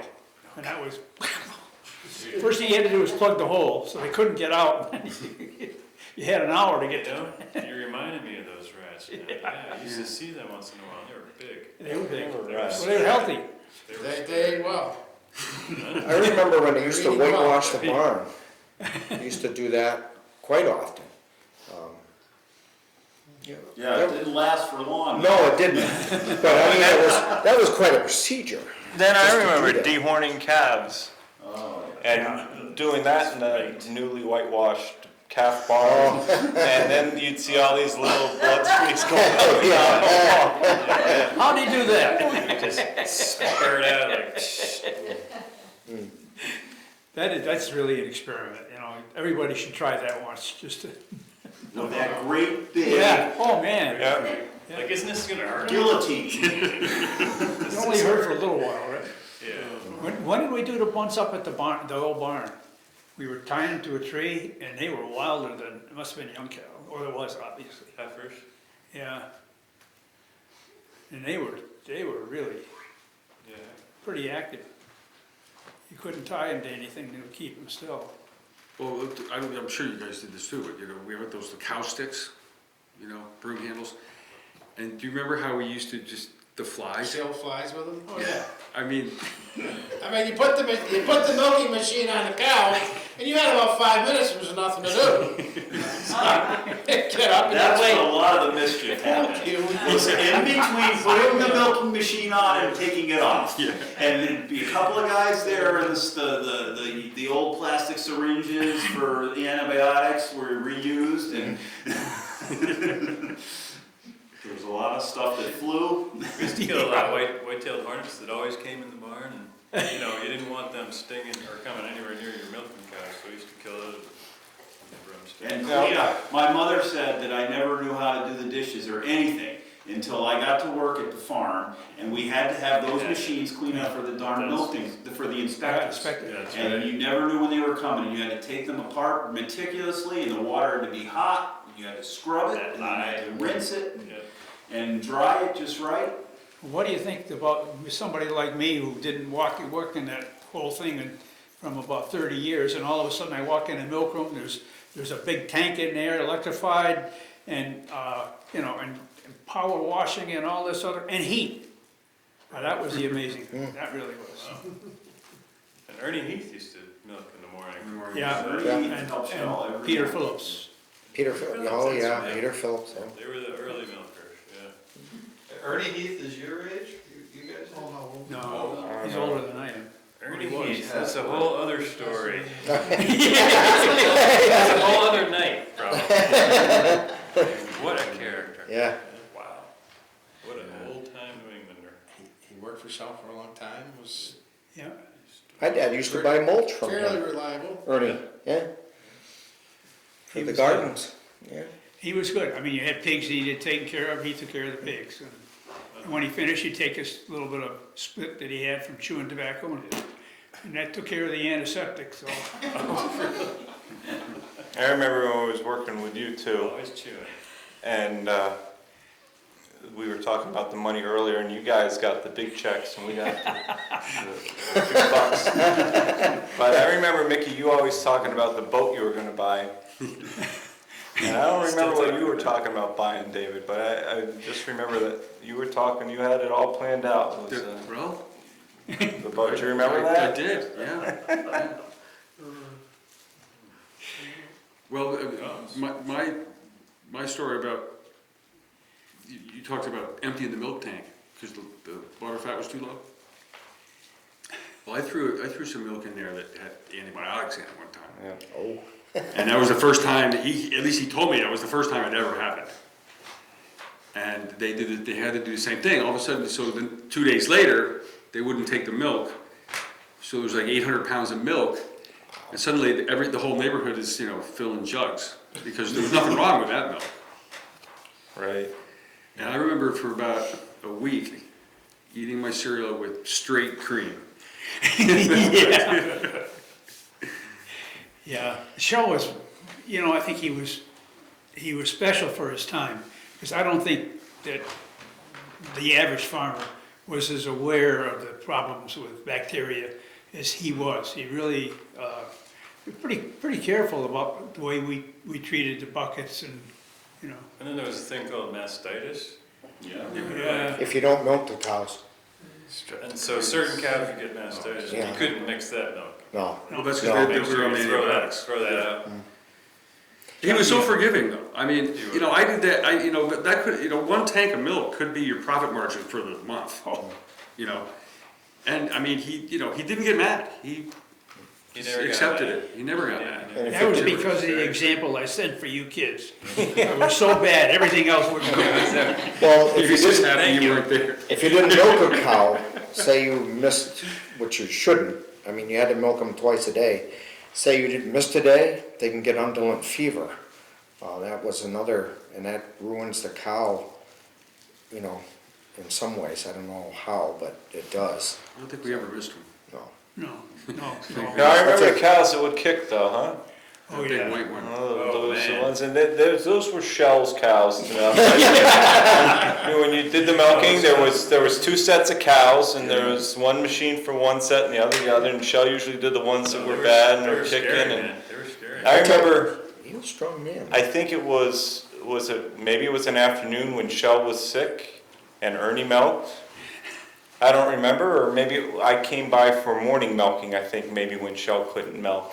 But I remember one time one of those cows kicked Ernie across the barn, and machines flying, Ernie's flying, milk's flying, and all sorts of words are flying.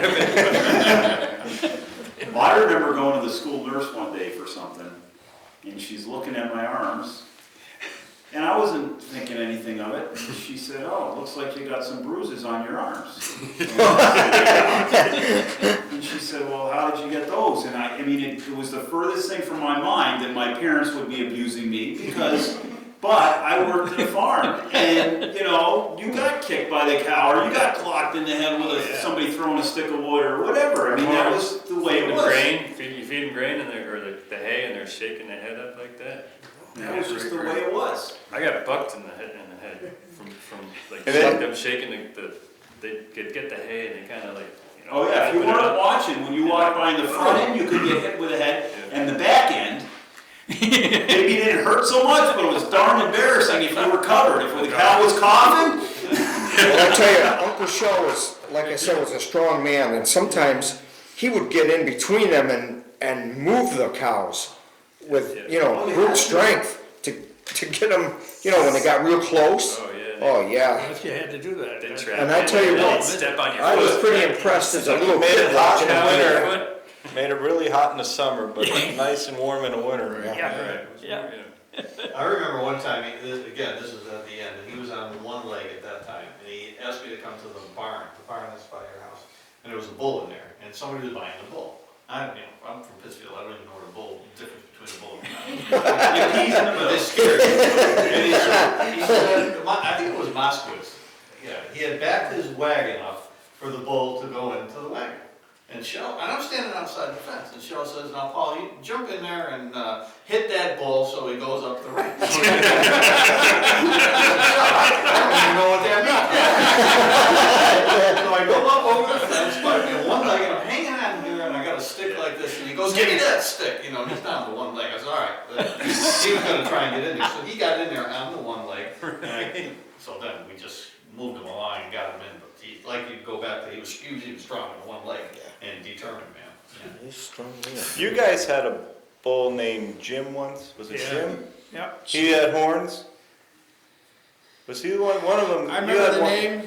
You had one that had horns, and I remember one day he got out of your place and he was over on the barn floor, and it was, you know, I was getting hay to feed the cows, and he was there, and so I tried to shoo him out of the barn, and he just turned and he came right at me, and there he is, and his horns go right in the wood, you know, at the edge of the hay mound, and he's just pushing there, and it's a good thing I was a little kid then. And he didn't squish me, but as soon as he backed up, I was up the ladder to the hay mound.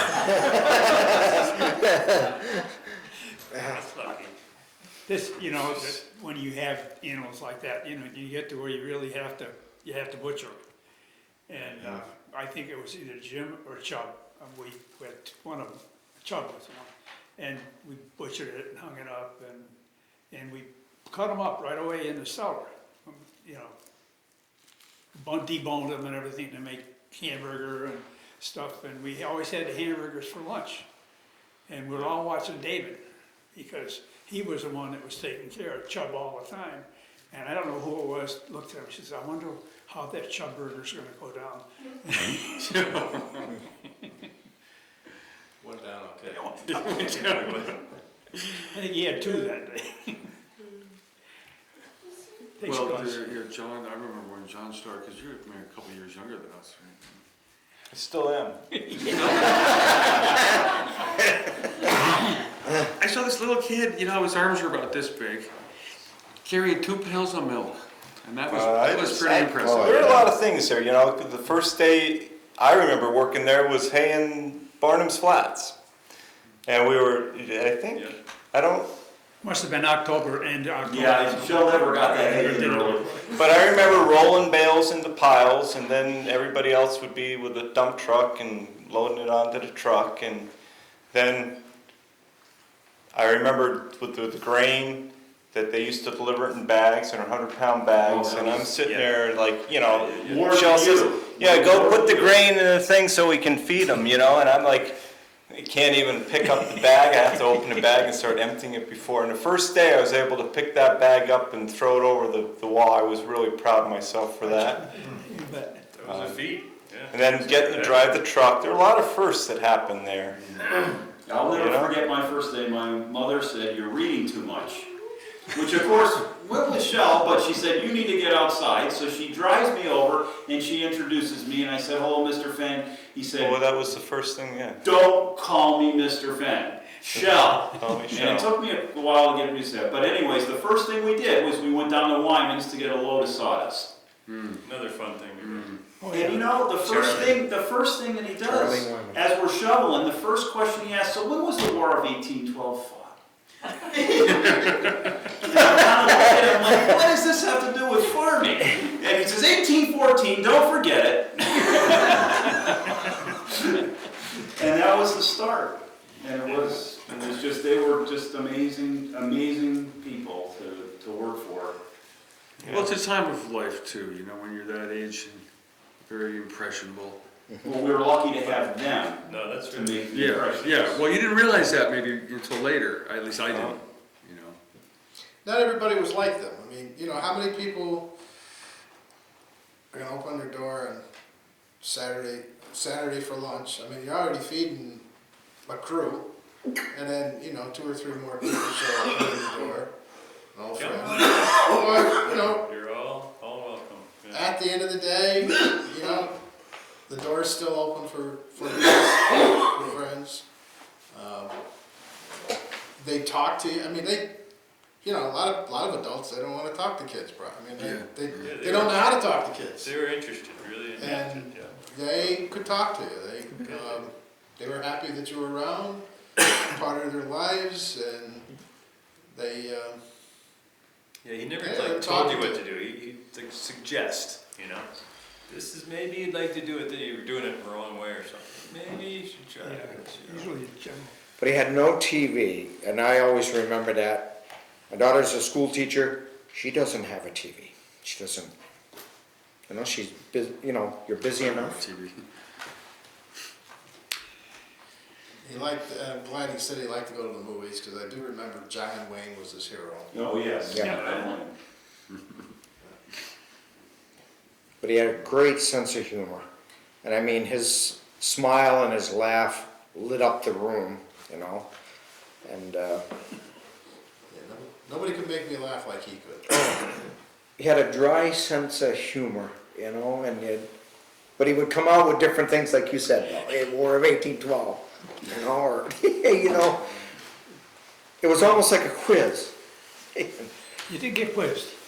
I got it, so you guys must have. He had more intelligent questions there, though, I think, because I only thought the War of 1812 was 1812.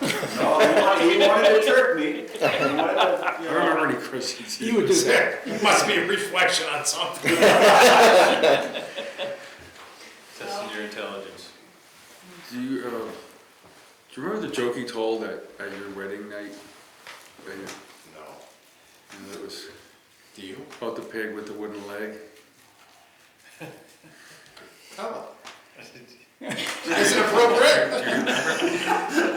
Yeah, I couldn't tell it as well as Shel, but you know, the farmer had the pig with a wooden leg, and he's in the yard, and the city man drives by, and he spies the pig, backs up, comes up to the house, and he says, what's with this pig with the wooden leg?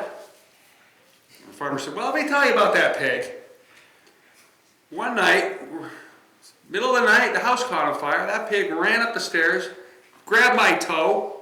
I woke up and we saved the house. He says, okay, but why the wooden leg? He said, well, let me tell you more about that pig. One day I was out chopping trees. A tree fell on me and pinned me. That pig ran back into town and got help, and they came and saved my life. He says, okay, but why the wooden leg? He says, well, when you have a pig that good, you don't want to eat them all at once.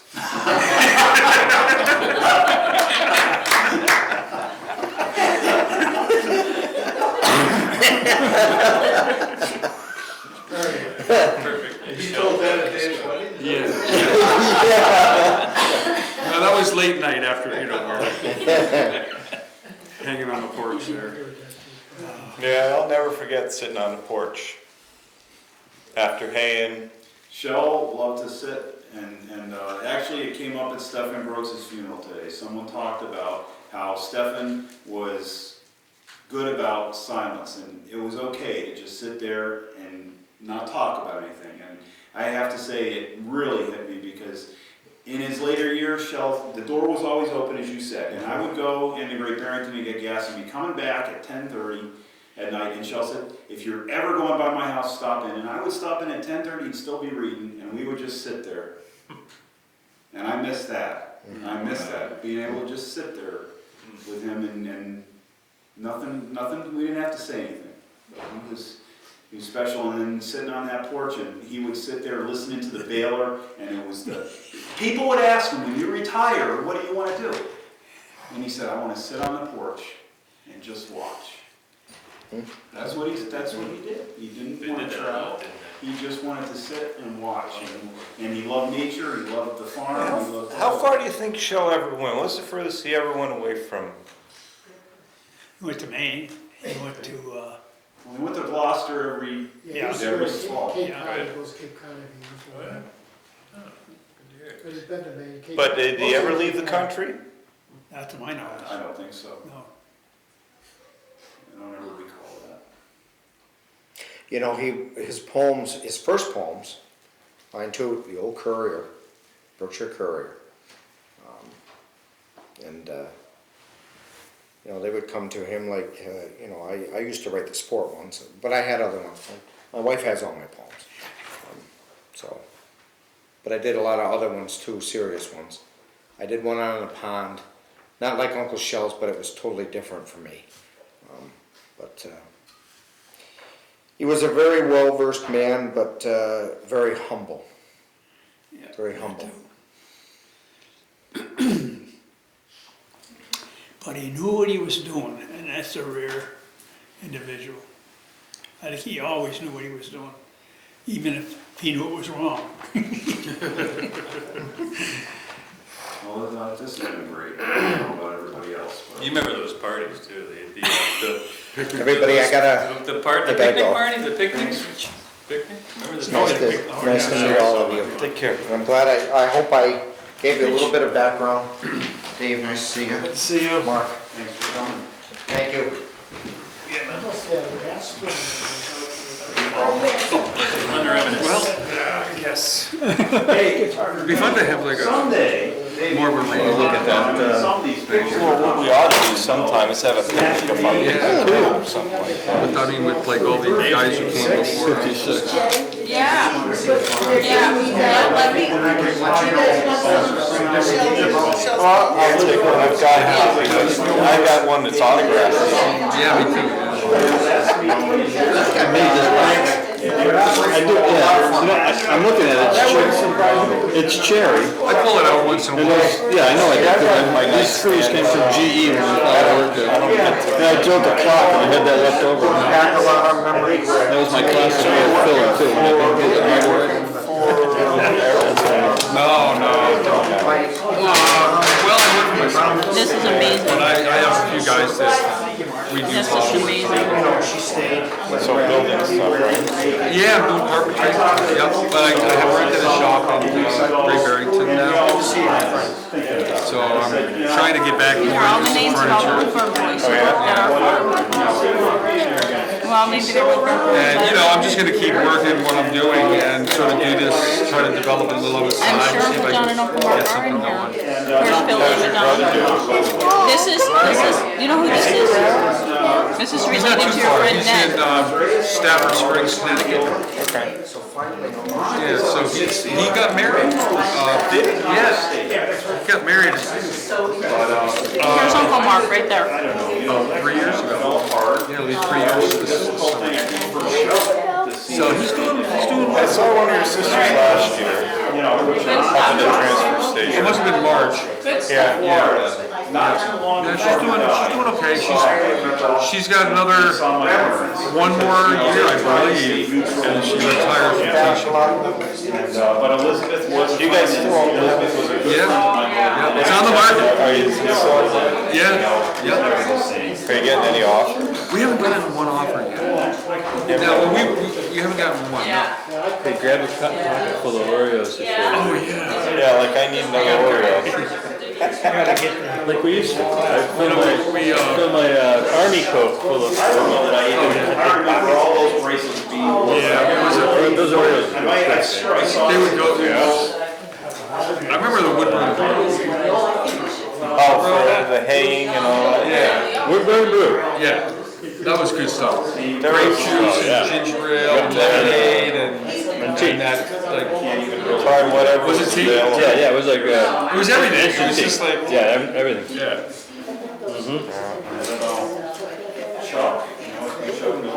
You know what's funny too is, after Mark called me the other day and left a message, and I was kind of thinking about everything. Those memories are so like still fresh for me. Like, I have very vivid memories of haying with you guys and you and David competing to see who could throw the bale up on the truck with one arm and stuff like that. Remember those things? yeah, I mean, Swinging around. Do one or two. but what I'm saying is like, it doesn't seem that long ago. Because you know what I mean? It's so fresh. Oh, I remember milking. Carrying those buckets and Changes in workflows. John was saying, The garbage chute. When I remember, mucking calf. there's so many things that sort of stick out. Got to throw those big buckets of milk in them, right? Without spilling. I remember when I was doing the garbage route with Steven and Lynn, and I threw this can up on the back, and Steven, it was the first thing in the morning, and Steven, for whatever reason, he picked off the lid and just stuck his head to look at, to look in there. Was there a raccoon or something? No, the whole bottom was just like a pile of maggots. Oh yeah, that's nice too. Yeah. And he instantly threw up right on it, and he was pissed because his whole breakfast, he didn't have breakfast, you know what I mean? His breakfast. Do you remember when was the worst day to go pick up the garbage? It was the day after it rained, right? Because everyone's trash barrel would be full of water, and then they always had lobster or something nice and smelly, right? It was just gooey slime, or when the guys get rid of some of that water, cleaned all the seaweed out of the lake, and they'd have the bags of seaweed. Remember that crap?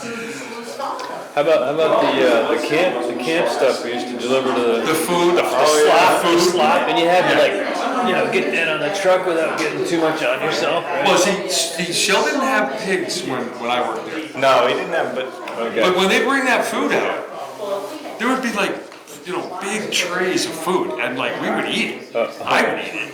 I remember stopping at the package store. Oh yeah. Always, like every time. So how much did that, back then, how much did you pay for it? A gallon. Did you pay for a big? Gallon of whiskey. I have no idea. Oh gosh. I think it's the same price now. It's like 15, 18 They cents. didn't pay much, like $10 back then. And before. The whole it was like a gallon a week.